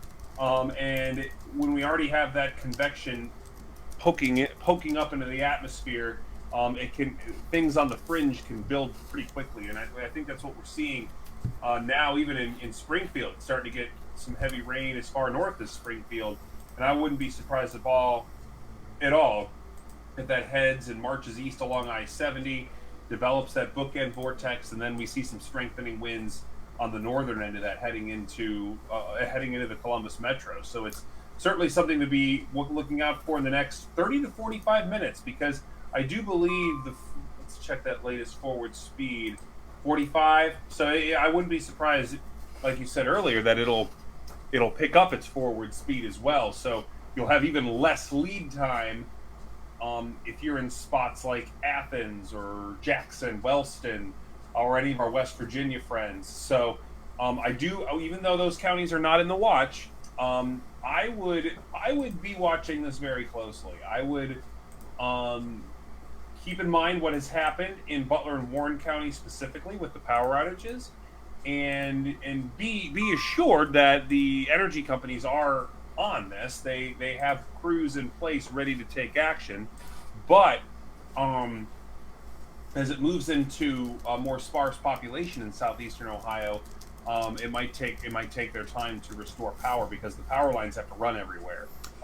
It's a grid, it's a network. So keep that in mind. I do expect more power outages, unfortunately. And Nick, did you mention that new severe thunderstorm warning near Huntington? Yeah, I was going to get to that as soon as you were wrapped up there. But yeah, we do have a new warning now. And also, I do want to mention there is a piece of good news with this complex. Seth being out from the Weather Service now telling us the storm complex has accelerated, and it seems the outflow is being pushed out a bit ahead of the main rain. And this is a good thing, as it would tend to lead to more rapid weakening 45 to 65 mile per hour outflow winds, but it seems the system may have peaked in intensity. Given the downstream instability, warnings will likely need to be continued for some time yet, but it appears that the worst intensity could be behind us with this particular line. I will say that again, and I've just now joined those of you in the Mid-Ohio Valley Weather Update. Good evening to you. I'm forecaster Nick Dunn alongside meteorologist Mike Joyce. We have a lone cell that is here into Lawrence County, producing the capability of seeing some damaging winds up to 60 miles per hour and that potential for some quarter-size hail. This storm doesn't look too intense, but if you're around South Point, over here towards Huntington, you could be seeing some pretty heavy rain, at least, and at least the potential for some smaller hail. Let's go over to velocity on this one real quick, just so you can kind of see that. Yeah, not seeing a whole lot on this, but we are quite a ways away from the radar site there in Charleston, so it's really tough to get a very low-level scan on that. But that goes until 7 o'clock for portions of Lawrence County, and they did not include Gallia County on that one. Okay, the polygon just barely goes into it just a little bit, but I just wanted to make sure they didn't. So that is that. Let's get you back to the Boeing segment here, which, again, the Weather Service in Wilmington is saying that this is showing some signs of weakening. That would be a good thing. Those of you that have been watching with us live here, we're now approaching 2,000 people. We know a lot of you are probably watching tonight that don't have power and that you're in the dark. This is a really bad time, obviously with the impending heat that is coming our way. And so, of course, we'll plan some different things here as a team to ensure that you get the latest information all the time. But as it stands right now, if you're watching us without power, make sure that you have other ways to keep your device powered and etc. If you live in portions of Warren and Butler County, yeah, the heaviest of the stuff is gone, but obviously you're sitting there in the dark, there's trees down, there's power lines down. It's just a mess, I'm sure, out there right now, and I'm waiting on some continued updated numbers. Now we're up to 162,000 Duke Energy customers without power. That's very substantial, and that's very concerning. Obviously, we have the heat tomorrow, as I said, but we may get additional thunderstorms later on tonight. So we're going to have to watch that very closely as we continue to move forward in time. Let's give you an updated track on this. Now, the forward speed, as the Weather Service was just telling us, and again, this would be a good thing. We continue to see some of this weaken, but we'll take it off to the east and slightly south of east at just over 50 miles per hour because, again, we may see this start to continue to outrun some of the best ingredients and instability potentially. We also may see this, as Mike said, sometimes that outflow gets a little too far out ahead, and then we start to see some gradual weakening with this. So Washington Courthouse at 647, Grove City at 713 if it holds together on the northern end of that line, which it could.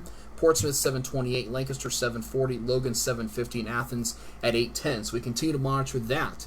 Those of you that are watching over on the Mid-Ohio Valley Weather Update, this is an upcoming line that will be approaching the US 23 corridor here within the next hour. So we need to be prepared for that, and that means once it crosses US 23, it's essentially into your area.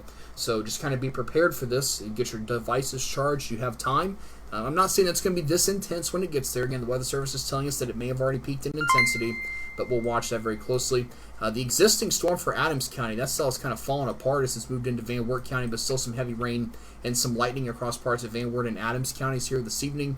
You'll see the latest radar scan coming up here in just a moment, and really, wow, that has actually fallen apart even further in the last 10 minutes. It's now just a lone shower in northern Mercer County. It's funny how things can weaken substantially so quickly like that. Here's round number 2, though, starting to come in view from the IWX radar. Our first warning of the day for southwestern Michigan. Right off the bat, 70-mile-per-hour winds, tornado tag, and considerable damage threat and hail to ping-pong ball size already. And they're giving a 90-minute heads up on that warning. So that's Weather Service in Grand Rapids. Oftentimes, those complexes moving off of Lake Michigan, you get really early heads up on some of those. And there's obviously a special marine warning out there, too, for the amount of wind that could be associated with that. So that's round 2. Again, that should develop into a Boeing segment as that will work southeast with time. The question will still likely remain, though, how much energy has this first round eaten up? And that we may not know that for a couple more hours here yet this evening. Severe thunderstorm warning does continue, and I will say the only warning now that is tagged with 70-mile-per-hour winds is this warning for Greene and Clinton County. Everything else, if I've read everything correctly, okay, maybe this warning still for Fayette County might be tagged with 70-mile-per-hour winds. Let me double-check that, but I think we've likely seen that one trended down as well. I'm just kind of double-checking that on the backside here right now, and yes, so now all warnings are at 60-mile-per-hour winds with the exception of the one coming through Greene and Clinton counties at this time. So, Mike, that's a sign of weakening, and that's a very good sign based on what we've unfortunately had to deal with tonight across parts of southwest Ohio. Yeah, absolutely. And that again, like Seth from the Weather Service and how Nick and I were talking about earlier, when we see that rain getting pushed behind the wind a little bit, that does show that it's gusting out a little bit. So maybe the clouds aren't as high anymore, and that typically is a sign of weakening. However, we're going from a storm cluster that had the potential to produce hurricane strength wind to a storm cluster that still is producing damaging wind, although maybe less so. So I still expect more severe thunderstorm warnings to come out of this. I still expect some wind damage, although it might be a little more isolated now. We may see a break in additional power outages. One, it is moving into a less populated area, but two, if it weakens a little bit, maybe the power grid and the existing structures can kind of hold a little better. That said, the crews are most likely in place and are ready. We'll see very soon if the Weather Service is going to issue that warning downstream into that 23 corridor, because it's not far away with the forward speed now moving east at 50. So maybe by the time it gets past Chillicothe, that forward speed will pick up even more, which can also be a sign of the most intense part of it weakening, but it also means it can sneak up on you a lot faster. So we're seeing some good signs, but it's still dangerous, and I still do believe it will be dangerous as it heads into what is still a very unstable environment, heading across the Ohio River into central West Virginia over the next hour and a half or so. And then Nick mentioned also, I kind of wanted to change gears into round two, because that will be the focus later this evening, moving onshore near the 196 corridor. So for those of you who may be familiar with Holland and Saugatuck, Michigan, those are some areas that are impacted, popular vacation destinations this time of year. Those are the areas that are not only under a severe thunderstorm warning, but for ping pong ball size hail, hurricane force straight line wind, and even it's showing some signs of rotation over Lake Michigan, which is impressive, because like Nick mentioned earlier, the water's still decently cool in mid-June compared to what it'll be in July and August. I mean, the heat is gaining quickly as we move through the summer, but we're in early summer, so the Great Lakes are still relatively cool. The fact that it's holding its strength kind of makes me concerned of what it's going to do once it hits land, once it hits an area that's been exposed to heat all day. The energy and instability isn't as high up north, but as that warm front pushes a little further to the north, I wouldn't be surprised if it just got a surge of some nighttime energy and explodes. And that's why that 4 out of 5 risk is in effect for a good portion of northwestern Ohio, Indiana, and southern Michigan, because this has the potential to explode essentially as it hits land where the air is a lot more unstable. So one other last thing I want to check is that storm. Okay, so yeah, the storm near Van Wert, and that area has seemingly kind of fizzled out, which is great news. We don't need any other areas to be dealing with severe weather right now. We have plenty of folks that are dealing with the threat for severe weather right now. So our focus now, southeastern Ohio, and then our focus later will be northern Indiana, northern Ohio, and southern Michigan. Yeah, absolutely. And real quick, I'm going to change radar softwares here for just a moment to give a little bit of a different perspective on this. And there we go. We'll switch over to this here again for just a couple of minutes. And then I just got to work on firing up the other one. It uses a little bit much on the memory there. But I do just want to mention real quick here, for those of you watching on the Mid-Ohio Valley Weather Update, we still have an active severe thunderstorm warning for portions of Lawrence County, and this is again for quarter-size hail winds to 60 miles per hour. That's going to continue through 7 o'clock. The strongest hail core on that likely coming towards Essex and Getaway. Well, that's a nice town. Let's go Getaway to Getaway, just to try to keep things a little bit lighter around the area here this evening. But there's County Road 15, County Road 30, and again you can see some light purple here. I really don't think we're seeing anything large in terms of hail. That warm layer is probably pretty high up in the atmosphere. We're not seeing any really mid-level rotation to allow any large hail to start to fall.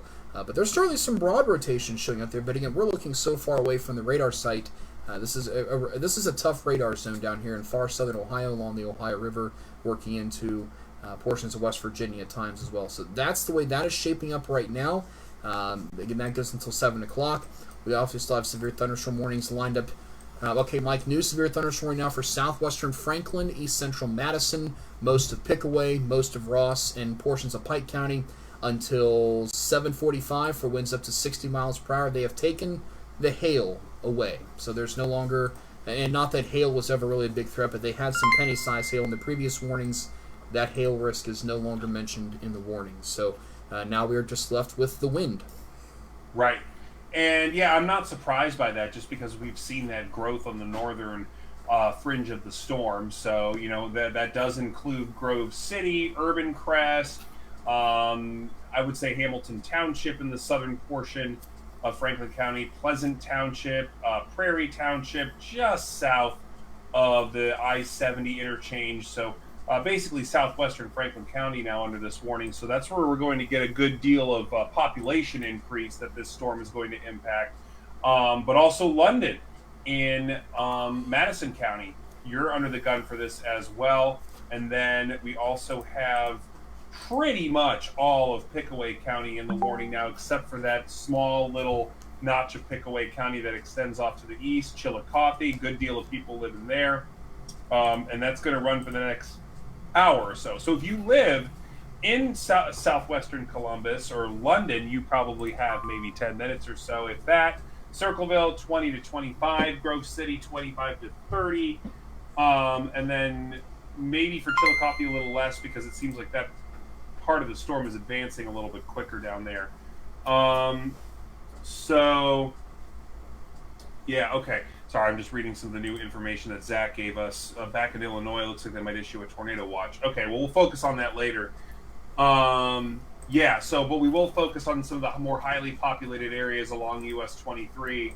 And this stretches from Piketon all the way to Grove City. So that is a long stretch of populated area there that is under the gun for strong wind gusts as it moves through the area. And Nick, I may have to take a pause. I did want to move a vehicle at some point, not now, but once it's a little closer to us here in Columbus, I may hop off for a few minutes and move my car. Yeah. Hey, so real quick, let's jump down here and definitely I need to probably do the same thing at some point later on tonight myself. So with that said, real quick, let's jump down into Highland County. I'm seeing just a couple of pockets here of some winds approaching 70 miles per hour just to the east of US 62 there along Highway 138 coming into Hillsborough. Some of these brighter pockets of yellow, and I can actually show you with the tool here. As you can see, again, there's some pockets there approaching 70. There's a couple pixels there over 70 miles per hour towards Leesburg. We're seeing the same thing. Lee's Creek, we're seeing some pockets over 60. Coming through Courthouse right now, seeing some pockets of 40 to 50. But I think the northern end of this is now starting to show some signs of disorganization and weakening just a touch. We'll see if that picks back up a little bit as we continue to move forward in time. But now the main corridor appears to be from about Bethel up to Washington Courthouse with a little bit of a focus on Highland County. And then also, Mike, that the bow, at least on the southern end of this, there seems to be a certain southeastward push there in Adams County. If you loop the radar, you can kind of see that just a little bit as that's starting to propagate a little bit more, a little bit further to the southeast there along Route 32, otherwise known as the Appalachian Highway. So we'll continue to see that progress through the rest of the evening hours as well. And then, Mike, even on the backside, if you look at some of the precipitation coming back through Montgomery County, if you look at the overall loop, just a little bit of a light twist or spin in the atmosphere on the radar there. And then again, that's just, I think, just kind of indicative. Number one, this is an area of low pressure moving through a disturbance. And also, it's not a very big one because this is all that we have really to work with right now. But this is a sign to me that there's a lot of energy still, whether it's aloft and it's not being translated down to the surface. Anytime we see, anytime we kind of see even just a little bit of spin on radar, and that just shows the sheer strength of this. And now the total number of outages statewide is approaching 170. So wow. At least that number is not climbing as quickly, which is good, but obviously it's still bad that we are seeing power outages. And obviously a lot of you are still probably watching us this evening without power. And one other observation I noticed, Mike, is even on the back side of this, after it has stopped raining, there's still lightning strikes occurring. So that's really impressive in itself. I'm kind of jealous we don't get to see this light show just yet. Right. Yeah. Absolutely. And to go back to your point about seeing a little twist on the radar in Preble and Montgomery County, right now there is right there a small area of low pressure that really is twisting up the atmosphere a little bit. So we're looking at some low level shear and even some mid level shear numbers that are getting to be pretty impressive. And while the good news is for that area, it's been kind of worked over, meaning that a lot of the energy stretching from maybe Indianapolis to Dayton has been used. It hasn't been that used, so not out of the woods just yet. But it is something worth noting that, yeah, we still kind of have to keep our eye on things, even in areas that have already had storms, because spots like Columbus and maybe even, well, I would say anywhere along I-70 could see a couple rounds of storms, because that second round that's up to the north, near Michigan, which is still very impressive. We will really have to see what happens with that as it moves inland very soon. And then now stuff going on near Chicago is blowing up, and they just issued a tornado watch for Chicago and most of Illinois, or that portion of Illinois and northern Indiana. So that, coupled with what's going on in Lake Michigan, could encounter the powder keg in Indiana and Ohio and blow up as we head into the overnight, because we've had so much energy today. Even without the sun inputting more, we're going to have enough of these storms to hold through overnight. So we could see spots like Columbus, Springfield, getting 2 rounds of storms. So just something to keep in mind with how much energy we have left to still work with, even though this line that's going to be moving through Circleville, Chillicothe, and even into Piketon over the next 10 to 30 minutes or so, appears to have overall weakened. It's still very intense in Highland County. Let me see if I can't get any wind. Yeah, and Mike, one other thing I want to notice real quick, this is coming through the chat room. There was a question from one of the media outlets in Cincinnati regarding funnel cloud reports, as they've gotten some pictures, and Wilmington is kind of saying there may be some scud-type funnel-looking appearances at the leading edge of the shelf cloud. So, and I can see where they would be getting that. There's a couple pockets here into southeastern Highland County, east of Hills Road towards Marshall. I could see where a couple of those little ominous-looking features in the sky may be popping up and whatnot, but obviously the main concern is not tornadoes. It is damaging wind, but don't be surprised. You may see some scuds or some SLCs, as we call them sometimes, those scary-looking clouds. Right. We're watching that very closely, but no tornado threat. None of these are tagged tornado possible, but then we do see a little bit of a hail threat, I do think, into a southwestern portion of Adams County, south of Mount Orab.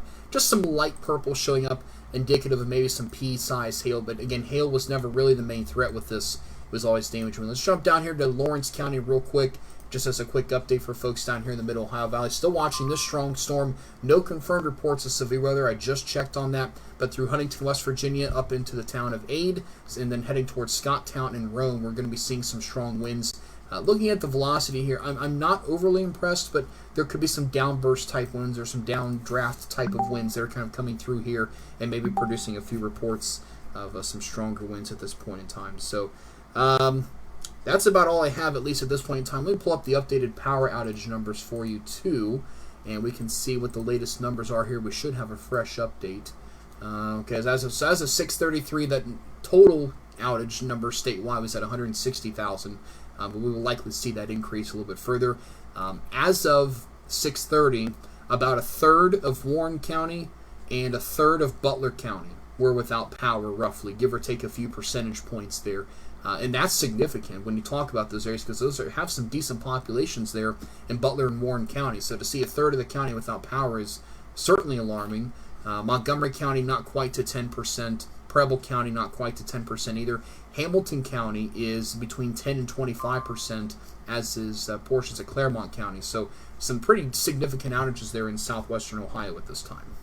For sure, absolutely. And we have, within Hamilton County, obviously the most populated county in the Cincinnati metro with almost 900,000 people, to have 25% or to 10 to 25% of that many people without power, that's a lot. And yeah, I've been looking through Twitter a little bit. I've been seeing several people in Cincinnati watching either on laptops or something charged that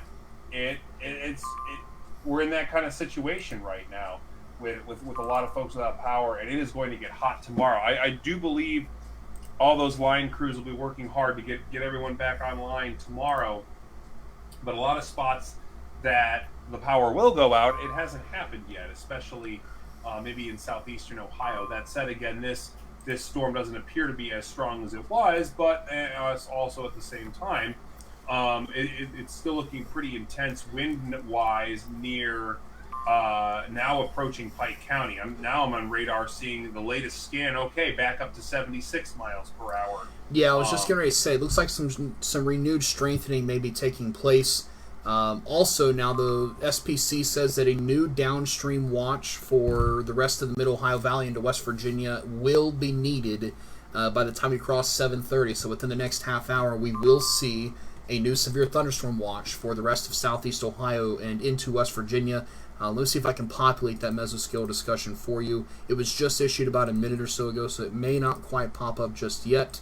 And let's see. Yeah, not yet. So, but as soon as that does pop up, I'll show that graphically for you. And Mike, I think it is now safe to say that those of us in Franklin County are likely in the clear, as the northern end of this is really starting to weaken. Same thing for Madison County, but there still could be some gusty outflow winds, but I don't think anything severe. And then to your point, I think we may be seeing some renewed strengthening just a little bit down here to Highland and portion of Adams County. As you were saying, those velocity returns have spiked up again there, especially, wow, in eastern Highland County. I see exactly what you're talking about there. Certainly some pixels over 70 miles per hour. Yeah, absolutely. And one other radar feature I'm noticing on the reflectivity here is I'm starting to notice a little bit of a wavy pattern and maybe even a couple notches in there.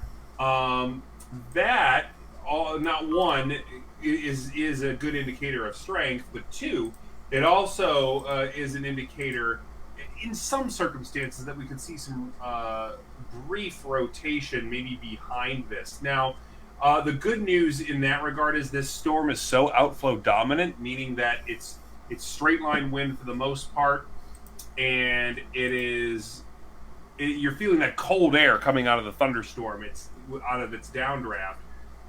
That's all and good, but when we see these straight line winds strengthening again, a little bit of those notches developing, that does at least give me an indication that the storm has re-strengthened a little bit. And I think I wouldn't be surprised if maybe a severe thunderstorm warning was issued for Scioto County. But yeah, Pickaway and Franklin probably in the clear as of right now. Now, round 2 could be different tonight, but so don't let your guard down. I wouldn't be surprised if we even had more severe thunderstorm watches issued later for round 2. But for now, I'd say Columbus is okay. Our main focus is going to be heading into, I think, Pike County is probably where we really want to be watching now. Yeah, and there's your new warning too, Mike, for Pike, Scioto, and Adams. Yep, and that'll go until 8 o'clock. So, like I said, now we're going to see that new watch issued, and that's going to obviously be well warranted now that we have warnings coming right up to the edge of the current watch, which the current watch is set to expire at 10 o'clock. That will certainly expire before 10 o'clock, as these storms will be out of the Wilmington coverage area probably by 8:30 at the latest. So we'll continue to monitor that. But again, still watching a long-lived, at this point, this has been ongoing now for just over 2 hours, and it has progressed from Newcastle, Indiana, through Cincinnati and Dayton, and now approaching the US 23 corridor. Again, while there is a warning for Franklin and Madison County, the worst of it should stay just to your south at this point. So Pickaway, Ross, Pike, Scioto, right down the US 23 corridor. Probably it's obviously a very busily traveled roadway as well. Winds up to 60 miles per hour, potentially even up to 70, as we're starting to see, as Mike said, a little bit of renewed strengthening. The good news, though, Mike, is we're not seeing any clear signs of rotation. And again, that was never really the main concern with this, but obviously when you have an MCS of this caliber, and now just hearing some information that there may be a tornado on the ground on the northwestern side of Chicago, so that's dangerous.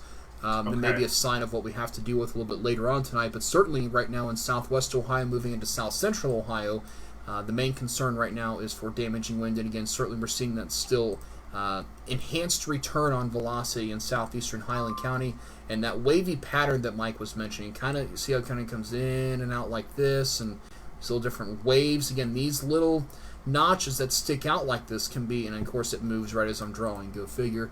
But again, this kind of wavy looking pattern here, this kind of slithery snake, I guess you can call it, type of pattern, each one of those little waves that sticks out, could be an enhanced corridor of strong to damaging winds. I'm not necessarily saying that every single person along this line is seeing severe wind right now, but there certainly are some pockets that likely are. And again, severe winds are anything over 58 miles per hour. We talk about significant wind, that's anything 74 and higher. We saw flash flood warnings too for portions of southeastern Indiana and southwestern Ohio that run through 8:15 and 8:45 respectively.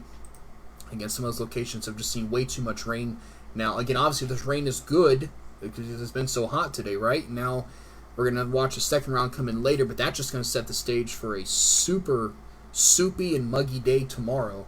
And obviously we'll have to talk about that at a later time because severe weather is taking number one precedence here. But it is now 7 o'clock, so we'll do a quick little reset here for just now tuning in. I'm forecasting down alongside meteorologist Mike Joyce. We're tracking severe weather. We're tracking multiple severe thunderstorm warnings. Power outages are in the hundreds of thousands, not quite to 200,000, but we're getting there. I'm going to show you the latest map now, and this literally just coming in from poweroutage.us. If you're interested in tracking at home, you can it'll break it down by even by service provider for you. So this is a really neat tool. But 170,768 total customers as of 6:52 p.m. Are without power, and Clinton County is now around 10%. Greene County is at about 8%. I'm sorry, 6%, excuse me, and even down into Brown County, seeing some spots in that 0 to 5% category. So you can see where the power outages are concentrated. There's a few other minor outages in Delaware and Harrison County, but those are likely not weather-related as there's nothing going on there at this time.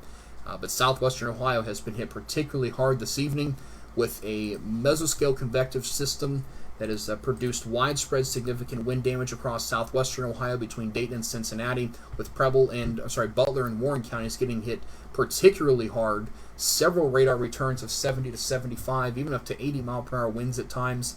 Thankfully, we've not seen any gusts above 70 miles per hour yet still at this time.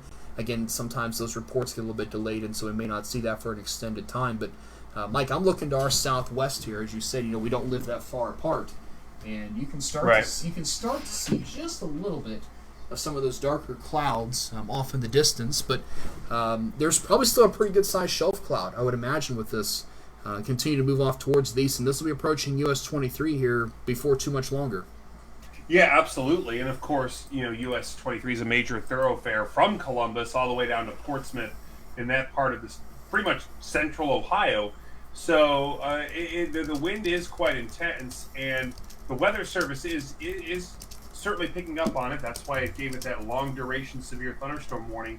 And one thing I do want to note about the radar coverage in the area, where we still have pretty good radar coverage. However, it is starting to move away from the Wilmington radar. And some of the wind returns I'm getting are upwards of 70-something miles an hour. But it is important to note that we're starting to scan a little bit higher in the storm. But that said, anything above 58 miles per hour is considered severe and could cause damage to barns, trees, and the like. It's a significant situation, and it is decently widespread.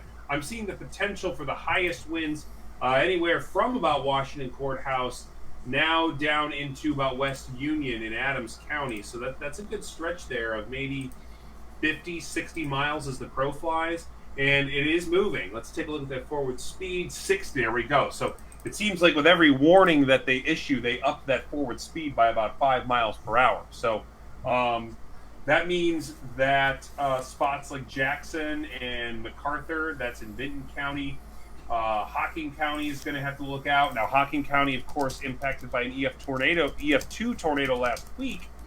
So we certainly don't need any more damage there or anywhere. But something to keep in mind, and yeah, I would not be surprised if that watch is coming soon from the Storm Prediction Center heading into West Virginia, because this line will be marching through that way. And let's see here if we've got any updates. I know we had this updated 6:55. Okay, so that was about 10 minutes ago.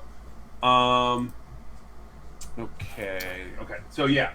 So again, it's still the reason why it seems to be holding its strength after initially weakening a little bit. Storms cycle, that's what they do. But it's still running into that extreme instability that even as the sun sets, really isn't going anywhere. I mean, maybe it reduces a little, but not enough to stop the storm.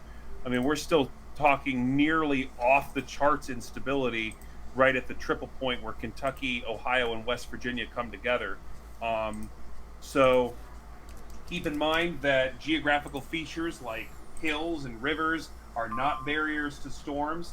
They can hilly topography, trees only make spotting and reporting damage even more difficult. So if you're in the severe thunderstorm warning, as Nick has been saying all evening long, you don't want to be going out and looking for it, especially if you're in an area with low visibility, and especially if you're in an area with a lot of trees, because as we saw last week, those trees can come down very easily in a dangerous situation like this. It doesn't take a tornado. Straight line wind is very effective at getting rid of trees, and especially trees that we still want to keep up. So, go ahead. Yeah, so I'm getting a couple of comments that there's some tornado sirens going off in Highland County. I just want to reiterate that there is no active tornado warning. I don't see any spots right now that jump out to me of any spots of areas of rotation, but I mean, I see there's some indications of reflectivity, maybe something on the backside trying to form there, but I'm just not real convinced that the environment is not really conducive right now for tornado development, which is good. I can't say it'll stay that way all night necessarily, but this is concern number one right now. But again, I just wanted to kind of set the record straight. There are no active tornado warnings. Mike, I see a little something on velocity in Pike County, maybe, and again, there's another cell kind of conjoining in with that line, so I really think it may be just kind of some bad data there for just a moment, but I don't see any signs of immediate tornado development along this line right now. No, I don't. And yeah, those notches that we see on reflectivity, not as pronounced as they were maybe a couple scans ago, and those notches can often indicate rotation, but the velocity data just doesn't support it, and neither does the correlation coefficient, or what we use to track debris and hail. And Ross County also now getting the same commentary that sirens are going off throughout the county. So I'm not sure what's going on. I'm not sure that the siren policy there. That does anger me just a little bit, just because we don't want to send the false alarms out there, right? That's not what we're out here to do. But understand there are no active tornado warnings in Ross or Highland or even Pickaway or Franklin or Site. Nobody has an active tornado warning at this point in time. So I just wanted to kind of set the record straight on that. If you're hearing sirens, there may be a discrete internal policy at a couple of these communities, but again, this is why it's so great to have coverage like this. Because obviously right now your television stations are not breaking in and simultaneously staying with something of this significance. Now, of course, I just say that. And what do we have here? Okay, that's for southwestern Michigan. Okay, anytime we hear that tone, we always want to double check that. But again, this is why it's so great to have coverage like this. Because we can set the record straight for you at any given moment. Nick? Yeah, go ahead. Go ahead. I just want... I totally agree, but one area that I could see that, there is an area of what looks to be weak rotation in Pike County right now on high-res velocity. Okay, yeah, that newest scan looks a little bit better. That newest scan looks just a touch better on the velocity side there, just to north of 32. So, I don't know if that's what may be triggering that, but that wouldn't make sense for Highland County anymore, and it wouldn't make sense for Ross County. Now, in Pike County, we'll just kind of have to see if the Weather Service sees anything. I don't know if you've got any messages from them about this. Okay, yeah, I mean, it's weak, and again, this storm is outflow dominant, meaning that it's straight line wind is by far the primary threat, but okay, there's a new scan, and it looks weaker again. So, yeah, I wouldn't be surprised if maybe there was some, like, what we call a turbulent eddy or something like that along the gust front. But as far as the tornado threat goes, now the damage threat is there, but maybe not tornadic. I would say not tornadic. Absolutely, I would definitely say not tornadic either. Real quick, I do want to break back to the northwest for just a few minutes. Round 2 is starting to make its impact into southwestern Michigan, and north central Illinois. In fact, there are two massive single-celled thunderstorms that are showing signs of rotation and very large hail. In fact, 2-inch hail. That noise that you're hearing in the background, they are tagging some of these warnings in southwestern Michigan as tornado possible. So I just wanted to kind of set that record straight, but we do watch. Okay, we have a tornado warning for Pike County now. Tornado warning for Pike County. We do. Yep, new tornado warning now just issued for Pike County. So that is breaking. I'm going to get that posted onto our pages here. So Mike, it looks like you were right there. And let me read what the Weather Service has just sent out about this. A spin up on the leading edge of the outflow has prompted a tornado warning. Radar indicated rotation at this point in time. Okay. So that's the way things stand. So give us just a moment here to... Yeah, we're going to get organized. Yeah, we're just going to kind of get this posted. We've been having some issues with our automated warning system. I know Tyler's been trying to work on that as well. So give us just a couple of moments here. So now we do have a tornado warning. So this is now going to take number one precedence. I know we were just talking about round two. That will come back in on the backside in a few hours. But what you're looking at right now, let's go back over to velocity. It's this area of... It is a little bit on the weak side. It's a little broad and elevated, but in between Elm Grove and Morgantown, Ohio, that is, along Ohio Route 124, that's going to head towards Piketon in the next few minutes. You will see a red box pop up there, and that is going to be a tornado warning until, that's going to be 7:45 p.m. this evening. Right. So, again, give us just a couple seconds here. We're just wanting to get this posted, obviously, when we have something of this magnitude.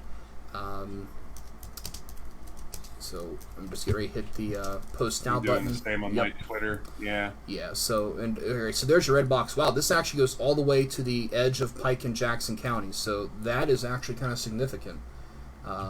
So if you're in Piketon or Waverly, there along US 23, there is a concern now that a brief tornado may take place, and there is strong evidence on radar now, based on a couple of the scans that me and Mike have looked at, of tornado development taking place. So. We need you to be taking shelter right now if you are in central Pike County there along U.S. Highway 23 from Piketon down to Waverly. That's going to mean you need to get below ground, put as many walls between you and the outside as possible, and you need to stay there until this storm passes. But again, this is now a new tornado warning for Pike County until 7:45 p.m. this evening. This is radar indicated rotation. This is not, I want to repeat, this is not on the ground, and this is the only area that I can see right now based on velocity returns of where there could be a tornado in progress. And in fact, now this latest scan, there is one pixel to pixel in particular near Elm Grove that has my attention. Let's go over to correlation coefficient and see if we can see anything here. And, oh, Mike, there may be a debris signature on this. Okay. Potentially. Yeah, let me take a look. Yep. I think this could be on the ground right now in Pike County. So let's go back over to correlation coefficient for just a second. Again, this could be bad data, but I think this could be a tornado debris signature in between Latham and Idaho, right here on 124. And if that is a debris signature, that is a large debris signature right now. So again, sure those of you, Piketon, Waverly, over to Beaver, and Mount Sinai, you need to be in a low shelter below ground right now. Get yourself below ground. Put as many walls between you and the outside as possible. I'm waiting to see if the Weather Service is going to potentially look at upgrading this to an observed. Let's see, looking at some different reports here coming in. But obviously right now, if you live in Pike County, this is your heads up. If you're in Piketon or Waverly, get below ground immediately. As you're going to your shelter, take your device, your phone, your tablet, your iPad, your computer with you, whatever it is you may be watching us on, take that to your basement with you right now. And this way you can get the latest information, and this way we will get you through the storm. We want everybody, to have multiple methods to receive warnings, multiple methods to watch us on. I just changed our ticker there at the bottom to show tornado warning at this point. But put a helmet over your head, put a sofa cushion on top of your head, something. Or if you don't have anything, then find a sturdy piece of furniture to get under. If you have a couch in your basement, flip it over and lay it on top of you to where you can be protected. Find a workbench to get under. If you're in a mobile home, I'm sure there are several mobile home communities down here in Pike County. You've got to get out of those. You've got to find a more substantial shelter. They offer no protection from a tornado whatsoever, and it is really important. And Mike, I'm watching another cell down to the south near Wakefield. It's not rotating yet, but it is kind of doing the same thing as the cell in where the tornado warning is. It's kind of conjoining with that main line, so we could see another area of rotation potentially trying to develop there just to the south of this. And let's go to the correlation coefficient again. Man, I don't know if that's a debris signature or not. That is really tough to tell. It appears to be in the right spot. Yeah, it looks right. But there could be some interference there, too. I would watch out in northern Scioto County, too, because this is kind of how this first one got started. So I'm seeing a little bit of maybe near Wakefield, a couple of pixels on the radar showing winds in the opposite direction. So again, because we have that tornado warning and we have that debris signature that honestly still looks concerning. Maybe not as concerning as it did a scan ago, but still it's in the right spot. And lining Mike, real up with quick, the velocity data. Yeah. Hey, Mike, real quick, they've just updated the text of the warning now to say that a severe squall line capable of producing tornadoes and extensive straight-line wind damage on this tornado warning for Pike County. That's a change in language to me. Storm complex continues to maintain intensity after dropping back a bit in the last hour. That's according to the Weather Service. Obviously now we have the velocities are starting to pick up a little bit here in Pike County, so we have some concern here for a tornado, but now that's a change in language. When we see that term severe squall line capable of producing tornadoes and straight line wind damage, that tells you, and as Mike was saying, they're northern Scioto County. You need to be prepared for this too, because I honestly, if we loop the radar here a little bit, there's still just a nudge of a southeasterly track on some of this, and so don't be surprised if that grazes into northern Scioto County, but also Jackson County. You're next in line if you're still watching us over on the Mid Ohio Valley Weather Update. This is still a pretty serious situation for you in Jackson County. I know some of you had severe thunderstorm warnings yesterday, but this is a little bit of a different situation. Now we have this tornado warning. Let's go back over to velocity, and Mike, I will say velocity looks considerably weaker at this point, and that's good. And I'm hoping this was just one of those things that just lasted a couple scans, but there's a lot of interference with other showers nearby. So if there's something in there still, it would likely be rain wrapped there near Elm Grove, just to the north of Highway 32. Right, exactly. So, I just got that updated warning here as well. There's something in the air there, and without a hail threat with this, I mean, there could be some small hail. The hail's not the main threat here. Wouldn't be surprised if there's debris being lofted or maybe being pushed out of the storm in some of those places along the gust front, maybe to the south again, where we showed a little bit of an area of concern earlier. And there we go. Oh, ooh. Just had a big rumble of thunder. Wow, I just heard that here. Yeah. Goodness. Woo. Wow. Where did that come from? Woo. Yeah. I know, right? All right. Wow, well, I jumped there a second. Wow. Okay. Yeah, it made me jump. Made us all jump Woo. here. All right. Okay. Let's kind of get back and reset here for just a second. So take it away, Mike, for a second there. Woo. Yeah, no problem. So if you guys are watching, my name is meteorologist Mike Joyce. I'm along with forecaster Nick Dunn here on Ohio News and Weather and Ohio Valley Weather Update. One area of focus right now is in Pike County, which is under a tornado warning for the next 26 minutes.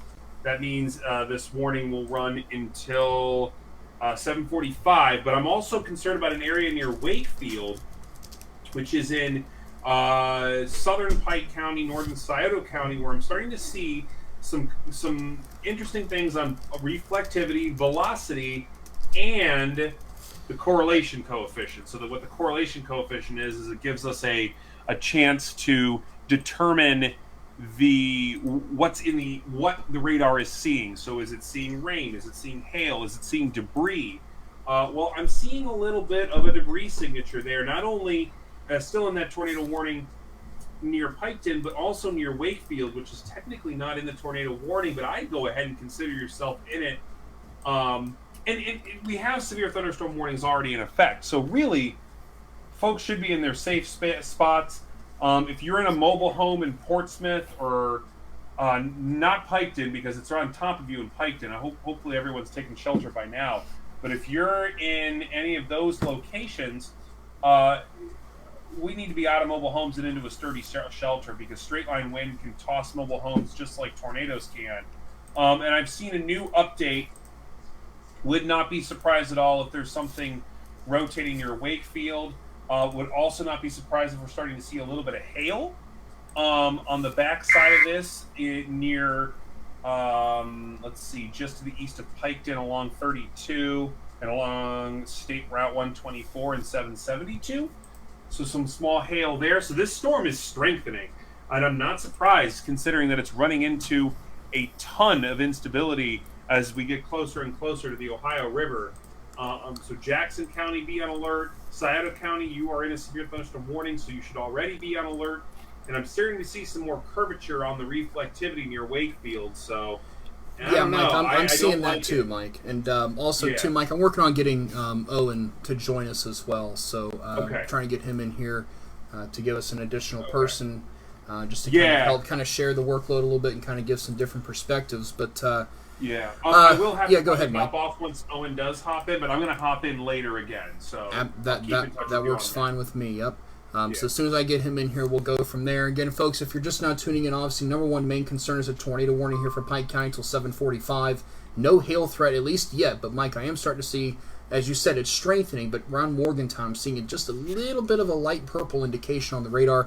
Maybe some small hail trying to develop. But, Mike, I think the bigger concern that I have is that the wind appears to be strengthening, especially in central and southern Pike County. And there's still broad rotation, as you said there, near Wakefield, right on US 23 right now. Nobody, and I mean nobody, should be driving on US 23 right now. If you're coming south out of Chillicothe or north out of Portsmouth, there should be no driving right now. So you guys need to pull off the road, find a more substantial shelter, and just kind of stay there until the storm passes. Let me see if I can get Owen in a little bit differently. I'm going to see if I can send him the same message that I did with you earlier. All right. While you're doing that, I just do want to mention and take it aside, there is now a tornado warning for pretty much most of the city of Chicago now. And I know that's not in our viewing area, but this is that round 2 line, which is a serious situation for 5 million people out in the Chicagoland area. And again, this is all part of round 2, a massive supercell heading straight for Lake Michigan there. Not a good situation out there. Again, we're going to keep focusing on Pike County and Scioto County right now, but I just want to let you all know, if you have anyone in the Chicago area, specifically Schaumburg and any of the northern and western suburbs of Chicago and even downtown, that's a serious situation there. And again, part of our round 2 that we're watching for later tonight. So I'm gonna, Nick, I can keep going if you want, unless you've got Owen. I know. I think he's about to join, so if you need to hop off, that's fine, and I'm sure he'll be on in just a second with me here. But in fact, I think Owen may have. Okay, Owen's actually joining us now. So, Mike, if you need to go, that sounds good. Yeah, I'll tag out for now, but I'll tag back in a little bit later. Stay safe, everyone, and we'll be watching for you tonight. Absolutely. Thanks, Mike, for joining. And now we're going to bring in forecaster Owen Fritz. Good evening, Owen. We have a tornado warning in progress, and this is a nasty line down here. We've been following this for an extended amount of time this evening across southern Ohio. Widespread wind damage, well over 100,000 customers without power, and we've been tracking this from the beginning, and it does not show any signs of letting up just yet. Yeah, well, good evening to all of you, and hopefully we'll get Mike back here a little bit. Hopefully he's getting his sleep for overnight tonight, as we're seeing some stuff come out of Wilmer Lake, Michigan right now. But obviously the main concern down in Pike County at the moment, we are continuing to track that, and depending on which radar site we're looking at, I'm currently looking out of the Wilmington site. We're getting TVS signatures on that particular storm, and looking at some other things like normalized rotation. Definitely has some rotation, and even to the south of that, just outside of the tornado-warned area, we're starting to see some other areas of rotation right near the city of Wakefield and Stockdale. So make sure that you are also heads up there in that area. You may not be inside this smaller tornado warning, but you definitely need to make sure that you also are seeking shelter at this point as the storm continues to push off down to the south and east. The biggest thing along this line is we're starting to see, as we've seen over the last few hours, as this starts to bow out, we're continuing to see some pretty strong winds, and we'll continue to see that as we head into the overnight hours in some of the portions just to the northwest as we continue to go again in the overnight hours. I do want to focus in also on this. We do have some very, very large hail that's occurring in this as well. We're starting to see hail markers up to 2 inches. So if you're anywhere out ahead of this inside of the severe thunderstorm warning or in the tornado warning, obviously you need to make sure that you are seeking shelter And heads up to you in Jackson County. You are next, and you're under the gun right now, so you need to be taking this at this point. We do have the continuation of the tornado warning does continue now. We're looking, the National Weather Service is still saying that on the latest update that the squall line is capable of producing tornadoes and extreme straight line wind damage, and it's currently located over Piketon, moving east at 30 miles an hour. So it looks like it continues to speed up and slow down just a little bit. So 30 miles an hour is probably a good guess, Nick, as this continues to plow forward. As you guys picked up on earlier, yes, you did see a debris ball there, and you're potentially seeing that little bit of a donut hole. But nevertheless, on your screen, and I'm not sure exactly what you're showing if you're on basic reflectivity. Yeah, I am. We now have a pretty large polygon now all the way to I-77. That's a very, very large polygon now from the Weather Service in Charleston for nickel-sized hail. It goes until 8:30, so now if you're watching us over on the Middle High Valley Weather Update, we have a very large polygon for a severe thunderstorm warning. It has a history of widespread wind damage across southwestern and southern Ohio. And I'm not going to throw out the chance of additional tornadic development. I was really expecting to see a watch first. We were supposed to have a watch by 7:30. It's 7:30 and we don't have it. So obviously for those of you in Athens, Jackson, Gallipolis, Pomeroy, really dangerous line of storms coming in. But and obviously this tornado warning continues. And this thing still looks like it wants to spin up a little bit. The hail markers to the north of it, as you said. Even seeing some rotation to the south there, as Mike alluded to, around Wakefield. But right now the rotation that is still with us is right there on Ohio Route 32, otherwise known as the Appalachian Highway, crossing through Piketon and heading towards Beaver in the next few minutes. And they continue to kind of trim that tornado warning down to focus on where the worst, where the greatest potential of that tornado is. But even just in the look of reflectivity, you can see that inflow notch coming kind of from the front side and coming back in, and then the precipitation wrapping back around. I'll draw that on screen here. So again, your inflow notch is kind of inverted just a little bit, coming from Beaver in the back into the community of Rem and Piketon, and then your precipitation wraps around like this, and thus you get a little bit of a hook or a little bit of a spin in the atmosphere. And I would not be surprised if they elect to continue this tornado warning. Nothing from Charleston just yet on that. But they will be the next Weather Service office to take over. And in addition, a new severe thunderstorm warning for the southern Fairfield County. Also portions, actually I will just go ahead and say all of Hocking County, southeastern portions of Pickaway County, and eastern Ross County until 8:15 this evening. That's, again, for this continuation of a squall line. If you're up in Columbus, Franklin County, you're still under a severe thunderstorm warning. There's a strong cell, and it's actually happening right over my house at the moment. I'm not sure if you can hear it in the background. But there's some very heavy rain, maybe some small hail occurring, but the reflectivity is just not quite strong enough yet. And that severe thunderstorm watch continues for the areas in pink until 10 o'clock. That will likely be canceled early, and I think we will see a new watch here for the rest of the Mid-Ohio Valley. If we haven't already, it will kind of look... They just issued it a couple minutes ago. Okay. So they did issue a watch again, and it goes until 5 UTC. So 1 a.m., okay. 1 a.m. That makes sense. Just to kind of recap, too, a little bit. So if you're inside of the polygon, the biggest thing is you need to make sure that you get to the lowest level of your house and put as many walls between you and the outside as possible. If you're in a mobile home, you need to get out of the mobile home and get to the nearest sturdy structure that you can find. That's very important, especially today. And one of the things I've reiterated today with some people that I've spoken with is even if you're not in the tornado warning, we are seeing microburst winds and even macroburst winds in some areas that are producing winds in well excess of 100 miles an hour, and that could be more catastrophic than tornado damage. So you need to take these very seriously. Severe thunderstorm warnings tonight. I would say pretty much all of Ohio still is under the gun at this point, with the exception of some of these storms just rolled through the Cincinnati area, but we'll update that as we move along. But pretty much if you're watching, you're still under the gun. You need to have a plan for that and be prepared, especially for these winds, because when we see microburst winds, a lot of times that's confused with tornadic winds, but they can even be more catastrophic than those actual tornadic winds that you have. So in some cases, in a day like today, those can be worse and are going to produce more damage than obviously the tornado threat would as we continue to move forward. But this tornado warning is still valid, and it is still showing circulation inside of this with the 1-inch hail marker. As you can tell on that inflow notch, it's starting to back up just a little bit, and it is having a weakening trend. Nevertheless, it is still there, and the National Weather Service continues that. They actually just dropped it. Oh, they just dropped They it. just Okay. dropped it now. So we are now back to just severe thunderstorm warnings. And also, as a quick update, I'm going to flip it over to the power outage map for you. Check this out: 175,000 plus customers without power tonight.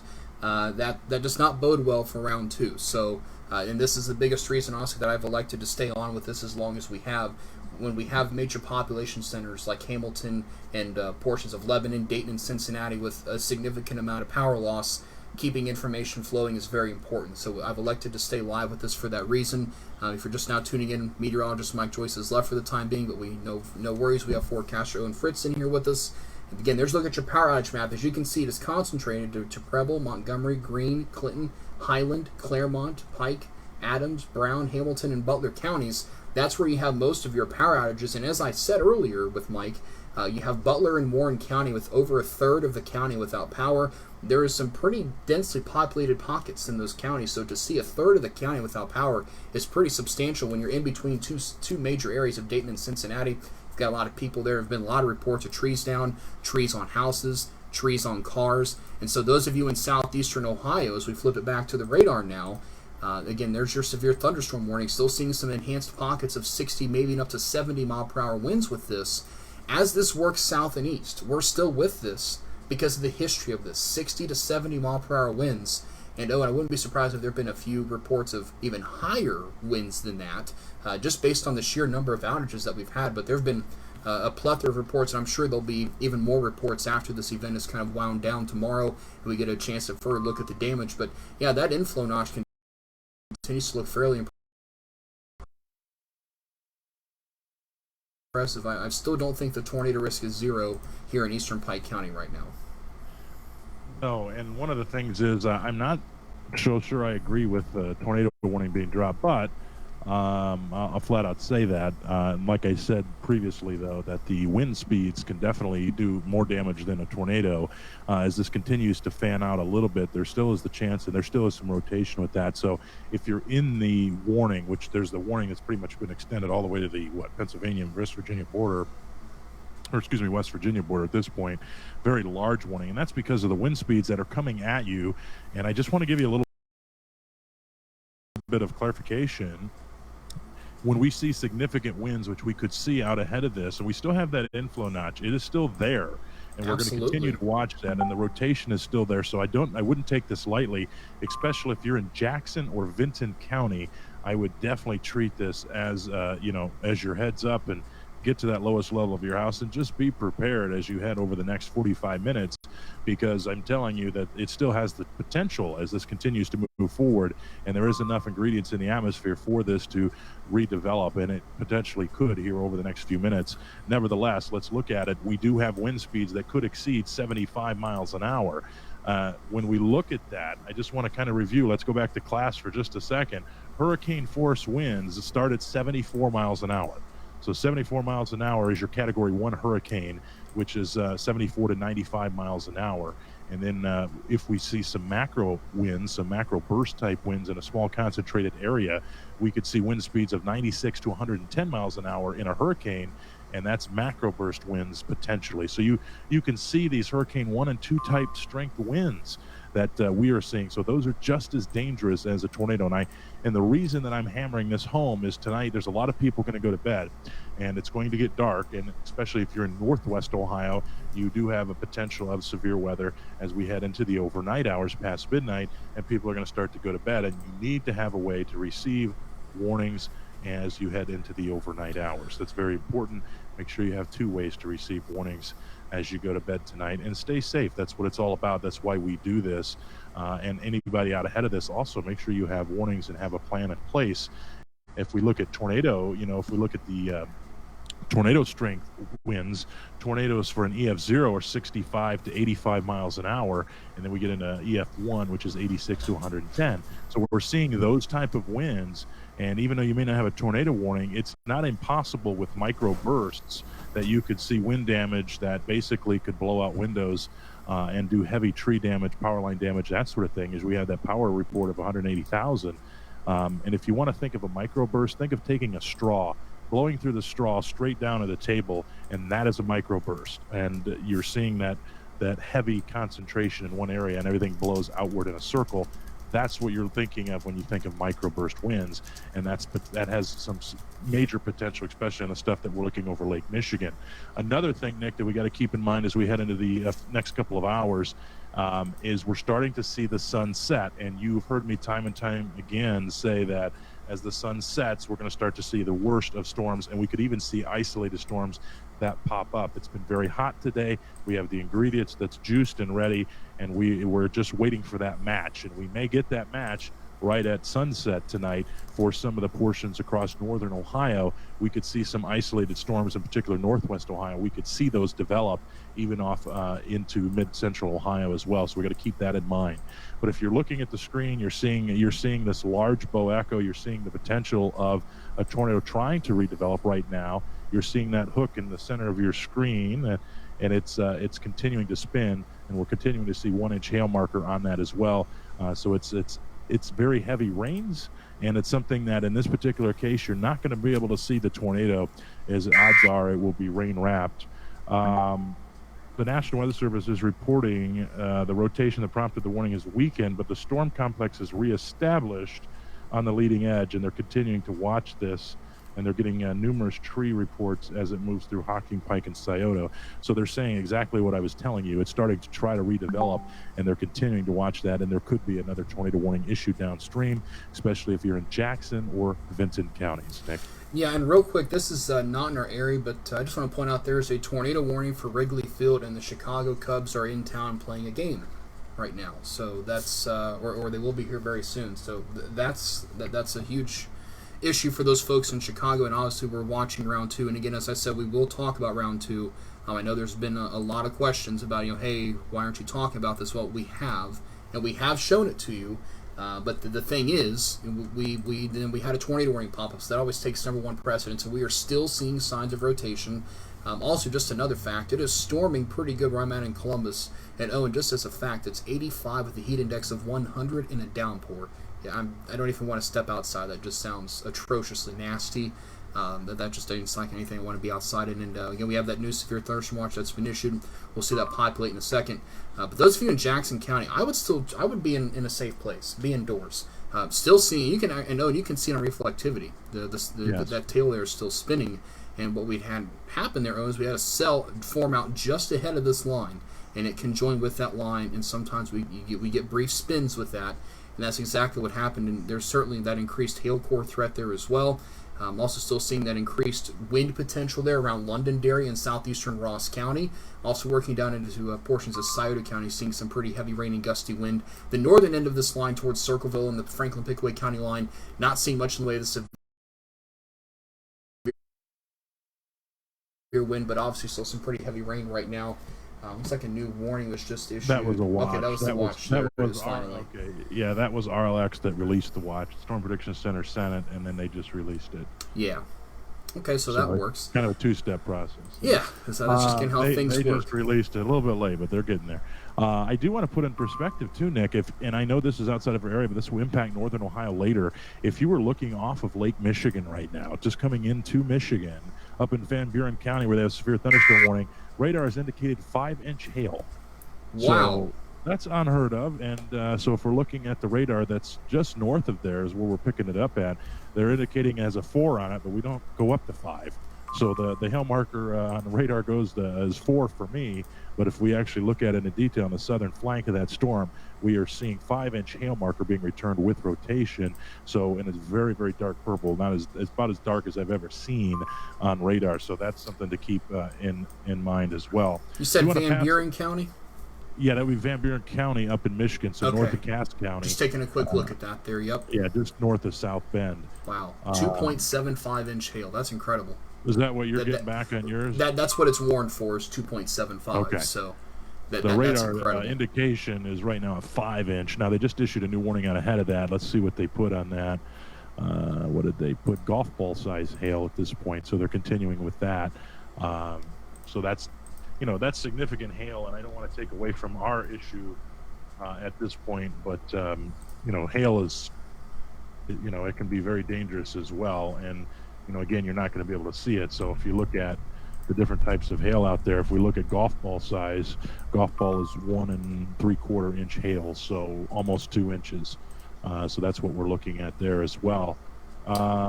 Just also want to pass along the National Weather Service out of Wilmington is stating that their website continues to not be updating the main warning, watch, and advisory map. Do not use this map until further notice. It is not updating. Wow. That's a really bad timing, that's for sure. That's not what we want to see. So, and again, this is why it's so important to have additional sources for information, such as what you're seeing here, this type of live coverage that we continue to carry with you. I will say we may eventually break off of this for just a little bit and kind of come back after we've reset for a few minutes, but I am seeing a pretty decent backward C shape in northwestern Jackson County, western Vinton County, and approaching southwestern Hocking County. But this zone appears to be just the severe weather magnet over the last week or so. But you're going to want to be moving indoors, and it's that backwards C shape we talk about. That's going to be this guy right here. And when we see that, that's an enhanced corridor of strong winds. And what causes that, Bo, you ask? You've got strong wind pushing in from the backside like this, and that allows for the storm to start to produce a gust front, and it starts to protrude out in advance, and so you get that backwards C shape on the radar. We're still watching a little bit of an inflow notch. Let's show you that again. It's not as pronounced, but it would be right here coming into western Jackson County. And we'll continue to watch this over the next several minutes and see what we come up with. Expiration. Okay. But on that, Nick, too, one of the things that, today is a classic day when we're trained to use something called SRV, which is storm relative velocity. Absolutely. We have two different products to look at. We have base velocity, which tells us the true wind speeds. Then we have storm relative velocity, which tells us the wind speed with the motion of the storm taken out of it. And this is one of those days where we continue to watch that product very carefully. So if you're playing along at home, that's the product that I'm really focusing on today. That's one of the things that we continue to look at, because we can't really get a good indication of what the winds are doing, because they're just the magnitude of the winds and the strength behind it is not giving us as clear a picture as we want. But out ahead of that, so if you're almost in Gallia County as well, did I get that right? I think Gallia County. Gallia, there you go. All right, I don't want to get... No, I get that. And real quick, just to kind of update this warning for Charleston, I know we haven't said who's in it or whatnot. So you've got southern Perry, southwestern Morgan, southwestern Washington, all of Athens, all of Vinton, all of Meigs, all of Jackson, all of Gallia, and all of Lawrence in Ohio. And then you have Mason County, West Virginia, and let me see if they even added in Ripley County into that as well. They did not, so it's just Mason County. So I know that polygon looks a little strange, but when you're having to draw one that large for a bow echo of this magnitude, sometimes it's better just to broad brush it, and you can't sometimes get a very good drawing. So that's why the polygon looks the way it does. But in this severe thunderstorm watch, there's your new watch. Basically, it's just for the RLX area, and I think this is a good watch. This is a good call. It goes until 1 a.m. in the morning for the potential of seeing damaging winds upwards of 70 miles per hour, and maybe some isolated hail to 1 inch, as Owen has talked about. So we'll be monitoring all of that as well. Can we continue to watch this? Really, this is probably the first time that we've covered something of this nature in quite some time. The updated power outage numbers are now to 181,000 customers, and Pike County with a quick uptick. And I'm not surprised to see that, Owen, with that rotation that we saw through there. There could be some enhanced damage causing some of those power outages in that neck of the woods.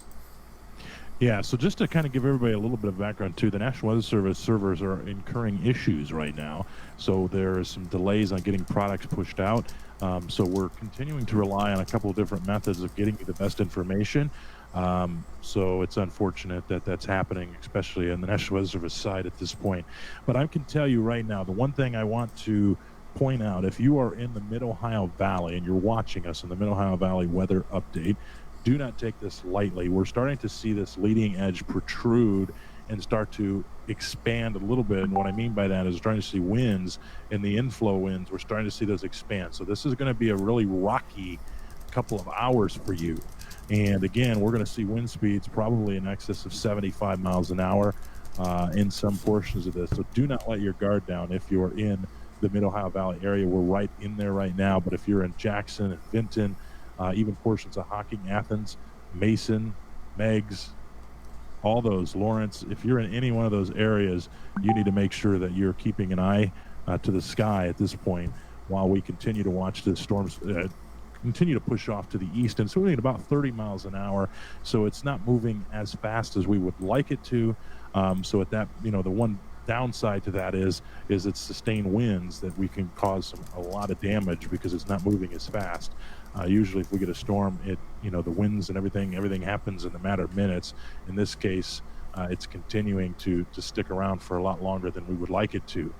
Just give you a quick update here down in the area that we're continuing to watch some rotation. We continue to see some areas of rotation all along this line, especially in Jackson County right now. We're continuing to watch that one in Jackson County. Yeah, I Even see in the that. southern flank of Jackson County, we're continuing to watch that as well. So that's something we got to keep in mind as we're looking here as we continue off right now. So continue to be very alert if you're in Jackson and portion of northern Lawrence County, I believe is where that is, and that might be portions of Scioto as well. I'm not sure. There's the line. Yeah, so right there, Jackson, Scioto, and Lawrence County. I'm watching that area just into the northern flank of Jackson County. So make sure that you're continuing to, again, seek shelter, make sure you're indoors, stay away from windows. All of the precautions that we continue to preach at you, all of those things are important because, again, if you have winds that are in excess of 75 miles an hour, you're at hurricane force winds, it can blow out windows. So that's the thing, that's the biggest factor that we want to keep into your head. And especially if you're listening to me and you don't have severe weather impacting you at this point, you could here in the overnight hours, Nick. Yeah, I was just showing that area of rotation there, and yeah, it matches up very well on velocity there, and I'm watching that now to the southwest of Jackson. And again, folks, this is a little bit of a radar dead zone, just a bit across this area, so we're looking very high up into the atmosphere, but there certainly is at least some upper level rotation in portions of south central and southwestern Jackson County. There's an enhanced corridor of wind, as you can see there in the brighter whites, in portions of northeastern Scioto County and also into northern Jackson County, as Owen alluded to.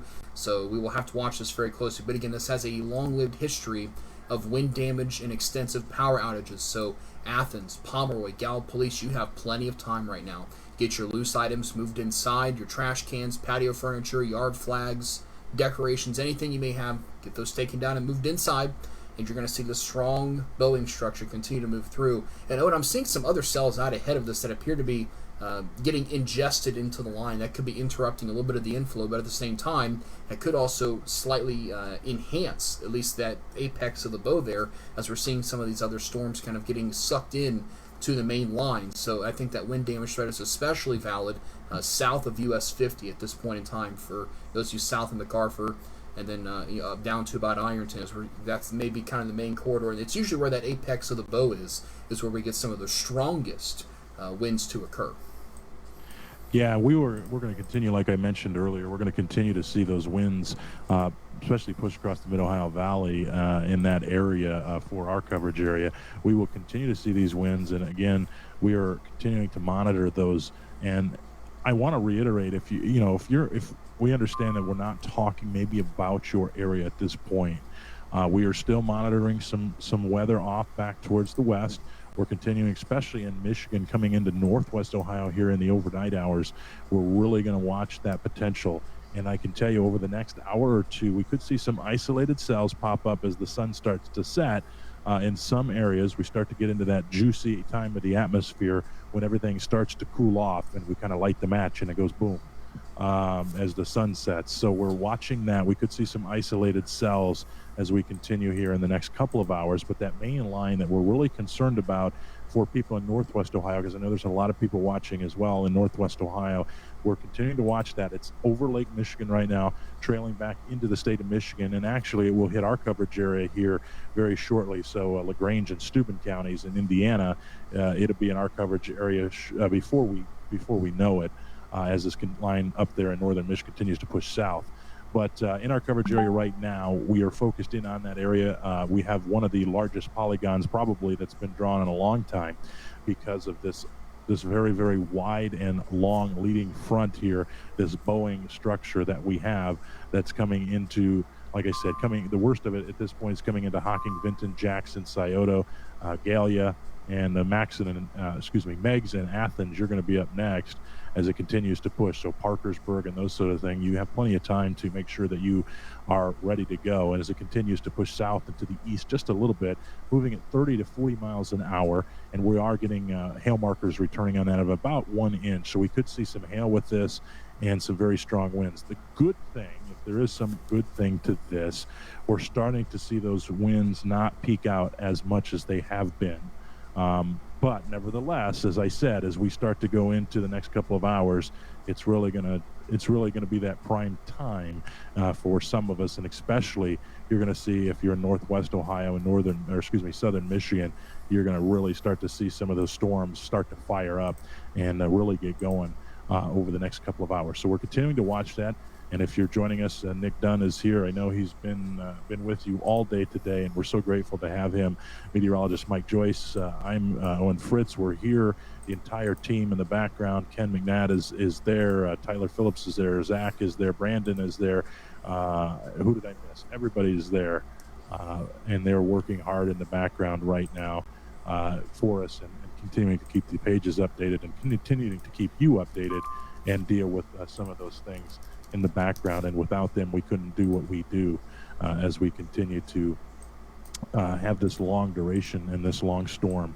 One thing I want to point out, Nick, I hate to say it again, but if you look at the inflow notch in Jackson County, it is now starting to recirculate. So something we're going to keep a very, very, very close eye on in southern Jackson County as this is pushing over towards Gallia County, and points to the east. Yeah, we'll go ahead and get that pulled up here for you real quick. We'll take a look at that. And again, some of these other storms kind of getting ingested in. This is what happened earlier in Pike County. Now, again, the radar signature is very messy, but that's fine. That's what we have reflectivity for. And there's your inflow notch right there near the town of Eifert to the north of Pinkerman and north of South Webster. That's right along Ohio Route 279 and heading towards Ohio Route 93 around Oak Hill. We'll put this into motion for you, and you'll kind of see that over the last few frames in particular, it's trying to spin up once again. Now, these additional thunderstorms to the southeast, they're not moving as quick as the line is, so the line's going to absorb or ingest these thunderstorms, and we could see some additional spin. So we're going to stay with this for a little bit. Let's kind of see what happens here. We continue to see some hail markers in Pike and Scioto counties. I've not seen a ton of reports since this has approached or even crossed the US 23 corridor, and that's good. We'll hope it stays that way, but there are still some delayed reports coming in.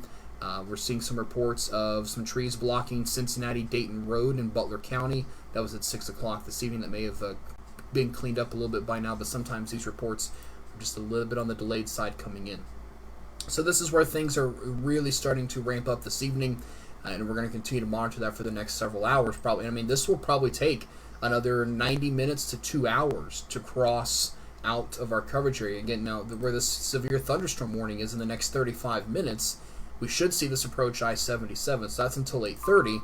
And and I think I'm starting to also notice that forward speed is starting to increase now. Yeah, they've got it moving east now at 55 miles per hour. Yeah, definitely starting to uptick, which is something that we're continuing to watch, and that can be a good thing, and that's kind of correlating to what we were talking about earlier. I said the winds were not as peaking as fast as they were before as far as wind speeds, and that's because it's moving faster. So that's a good thing, albeit it's still a dangerous situation. So you need to make sure you're keeping that in mind as well as we continue to move forward. So if you're out again in this area, again, we're talking about winds. We're seeing some hail. I'm curious, Nick, and I know we had a comment there I was looking at a minute ago. I'm not sure what's going on in the lightning area. I'm not really sure if we got much lightning going on down in this area, but if you do, you're probably... Yeah, there is. I mean, we should be able to get, if you're out and ahead of this, you should be able to see a lot of lightning, and really, you should be, I mean, I'll tell you the storm that was coming through me, I'm not sure if you were watching, but Mike Joyce and I had a loud jolt of thunder, and it was, that was just before it started pouring down rain here, and we weren't even in the warning necessarily. So we should be seeing, we should be seeing some additional, we should be seeing some lightning. We should be getting a good visual on what's going on. And yeah, I would agree with you. Since we're not seeing a ton of reports right now, it may be best to wrap this up shortly. But again, we'll have to watch here over the short term. I think Jackson, Gallia, Lawrence counties in particular, as these storms kind of get ingested into the main line, we could see some additional warnings and maybe a little bit of rotation popping up there. Yeah, sorry about that. I was looking at some comments there and looking at some stuff from earlier, but we're continuing to watch this storm, and I don't want to keep beating that information over and over and over again. The biggest things that kind of why we got some time is it's going to be windy. If you do have lightning, it's definitely going to be a nice boom. definitely with the atmospheric conditions out there. So it's going to be some intense lightning. We're starting to see this speed up a little bit, which is maybe good in terms of some of the sustained winds, macroburst and microburst type winds. So that's a good thing. And we're starting to see that not bow out as far as it has been. Yeah, I see some other comments in there about some sheriff's offices reporting funnel clouds. I don't see anything in Laurelville at this time that would be indicative of a funnel cloud or anything of that nature. The fact the northern end of this line is really falling apart now. Circleville, Lancaster, up towards Columbus, Canal, Winchester. I also saw a comment that we're already hearing loud thunder in Mason County. In Mason County, just for reference, is all the way out here. That's Point Pleasant and Gallipolis Ferry. So that is way in advance of this line, but that shows we have extreme instability. Mike has been talking about this a lot today. We don't see Cape values like we're seeing today very often. Maybe once every couple years, and in some cases like we have today, once every decade we see instability values of this magnitude.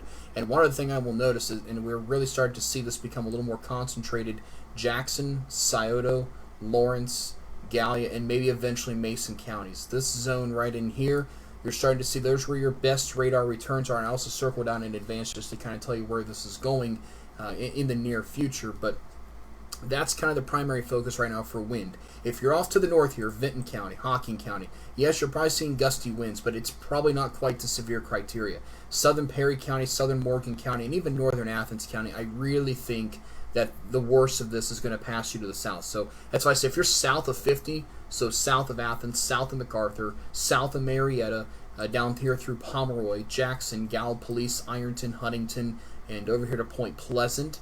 You're also talking about Middleport, Racine, and Albany, Coolville, some of these other locations out here. That's where I think right now the primary risk for severe weather is, and we're seeing a little bit of a hail marker concentrated there in north central, kind of in the northern tip of Lawrence County there along Highway 93. And the good news is there, as we kind of look at some velocities, there's still a little bit of rotation here and there, but we're looking so far away from the radar still at this point. I think this would really just kind of be a resemblance of maybe some upper level type rotation. I'm not seeing anything that would signify low level, and obviously we're not seeing anything from Charleston either that would signify that they're looking at a potential for tornadic activity here at this time. And the good thing is that Boeing structure that we continue to look at for it's indicative of very, very, very, very strong winds is starting to fan out, as you made mention of, and that's a good thing. Not so good for some of the other areas that we're seeing up in northern Michigan right now. We're continuing to watch this line up in northern Michigan that continues to develop. We're starting to see classic supercell structures take place up there. So northwest Ohio, if you're listening to this, you need to have a game plan as we head into the overnight hours tonight, especially anybody downwind. And anybody that's listening right now, also make sure you have a game plan.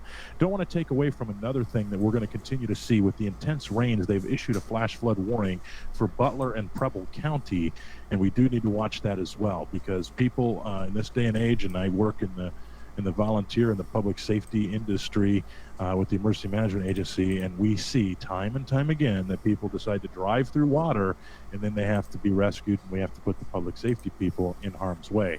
So turn around, don't drown, don't put other people in danger as well. Don't be vindictive and try to think you're going to get through it and then put other people's lives in danger that have to rescue you. So take that seriously. Flash flood warnings, I know that this area sees their fair share of them, but they are issuing them for a reason. So we do have a flash flood warning that continues for Butler and Preble County until 9:15 tonight. So kind of the headlines here, Nick, as we start to wrap this up, is going to be we are going to take a little bit of a break to kind of reset and get our thoughts together, catch up on some of the latest soundings and the maps that are coming in so we can get a better accurate depiction of what's going on. If you're out ahead of this right now, so if you're in Vinton and Jackson and Gallia counties, you're starting to see this and it's impacting you out ahead in Mason, Meigs, Athens, and some of the other counties, Cobble counties, you're going to see this. Wood, Washington, you're going to see this over the next hour or so. You're going to start to see these storms impact you, and you're going to see strong winds. Do not take the severe thunderstorms lightly, because this is producing hurricane force type winds today, especially getting into the Hurricane 1 or Category 1 hurricanes, and we're starting to see EF0, EF1 type winds today in the EF scale for tornadoes. So don't take this lightly. because we are starting to see that, and we're starting to see the numbers for power outages are just crazy that are continuing to come in. We're seeing, last report was, 180,000. I'm sure that number's probably up by now, but it's continuing to rise. So if you're out ahead of this, make sure that you have your cell phone charged. Make sure that you have a plan. Make sure that you're ready to go as we head into the overnight hours. Rest assured, our team will be here. We'll continue to keep you updated. We're just going to take a short pause for the cause, and then we'll be back here in just a little bit. If there were to be a tornado warning, we will be back on in rapid and in short time. But again, don't take this lightly. We'll be back here in just a little bit as we continue to monitor the storms across southwest Ohio, southeast Ohio, I should say, and northwest Ohio. You're on deck, and especially in northeast Indiana, you're going to start to see some storms in our coverage area very, very quickly. So you're on deck, so make sure that you're ready to go as we move into the overnight hours. Yeah, we'll go ahead and wrap this up here real quick. As a real quick update for you, again, the concentrated area of reflectivity and the best chance of severe weather over the next few minutes will be Jackson, Gallia, Lawrence, and Mason counties. May even extreme southern Vinton County there down into the boot heel of Vinton County and crossing through Meigs County. And then real quick, an update for those of you to the northwest. Again, we will likely, we won't be off for very long. Again, I'm filling in for John Tenney this evening, so you'll probably be seeing some updates just kind of like what we did during Memorial Day. We'll start pretty early to give you guys plenty of heads up, and then of course we'll just kind of cover it here with you as we always usually do here. This is what we're known for. This is what we like to do. This is why we enjoy being here to help you. So again, just an update on watches for you. Severe thunderstorm watch until midnight tonight for northern Indiana along and north of US 30. That stretches down to northwestern Ohio through Lima. Tornado watch for northwestern Indiana around Chicago. There have been numerous reports of rotation and large hail coming through Wrigley Field even, and the Chicago Cubs are in town. So that's not a very good situation either. And we will also have to monitor this, again, second round coming pretty much onshore now. There's a few cells developing over Lake Michigan. This is all moving to the southeast. I'll put it in motion for you over the next several hours. This will continue to move southeast. These cells may kind of combine into a Boeing structure. Again, the Storm Prediction Center has used the term derecho, so we've mentioned that this evening as well, as we could see a derecho develop with this line of thunderstorms. This is not something to take lightly tonight, as we have a level 4 out of 5 risk of severe weather. And real quick, just to recap on the other watch down here in southeastern Ohio, until 1 a.m. for Perry, Morgan, Washington, and Tyler counties and points south. Basically, if you live in the Weather Service in Charleston forecast office, you're under that watch until 1 a.m. And then we're still a severe thunderstorm watch until 10 p.m., but really it's about done for those of you across central and southern Ohio, near and west of US 23. But again, that will continue to get trimmed back with time. So for right now, we're going to wrap up here for a short time, gather our thoughts, get our last minute things that we kind of need here for the rest of the overnight hours tonight. From meteorologist Mike Joyce, forecaster Owen Fritz, I'm forecaster Nick Dunn reporting, and also for our entire team, thanks for watching here this evening. And we'll continue to keep you posted here on Facebook through the rest of the overnight hours tonight. Thanks for watching.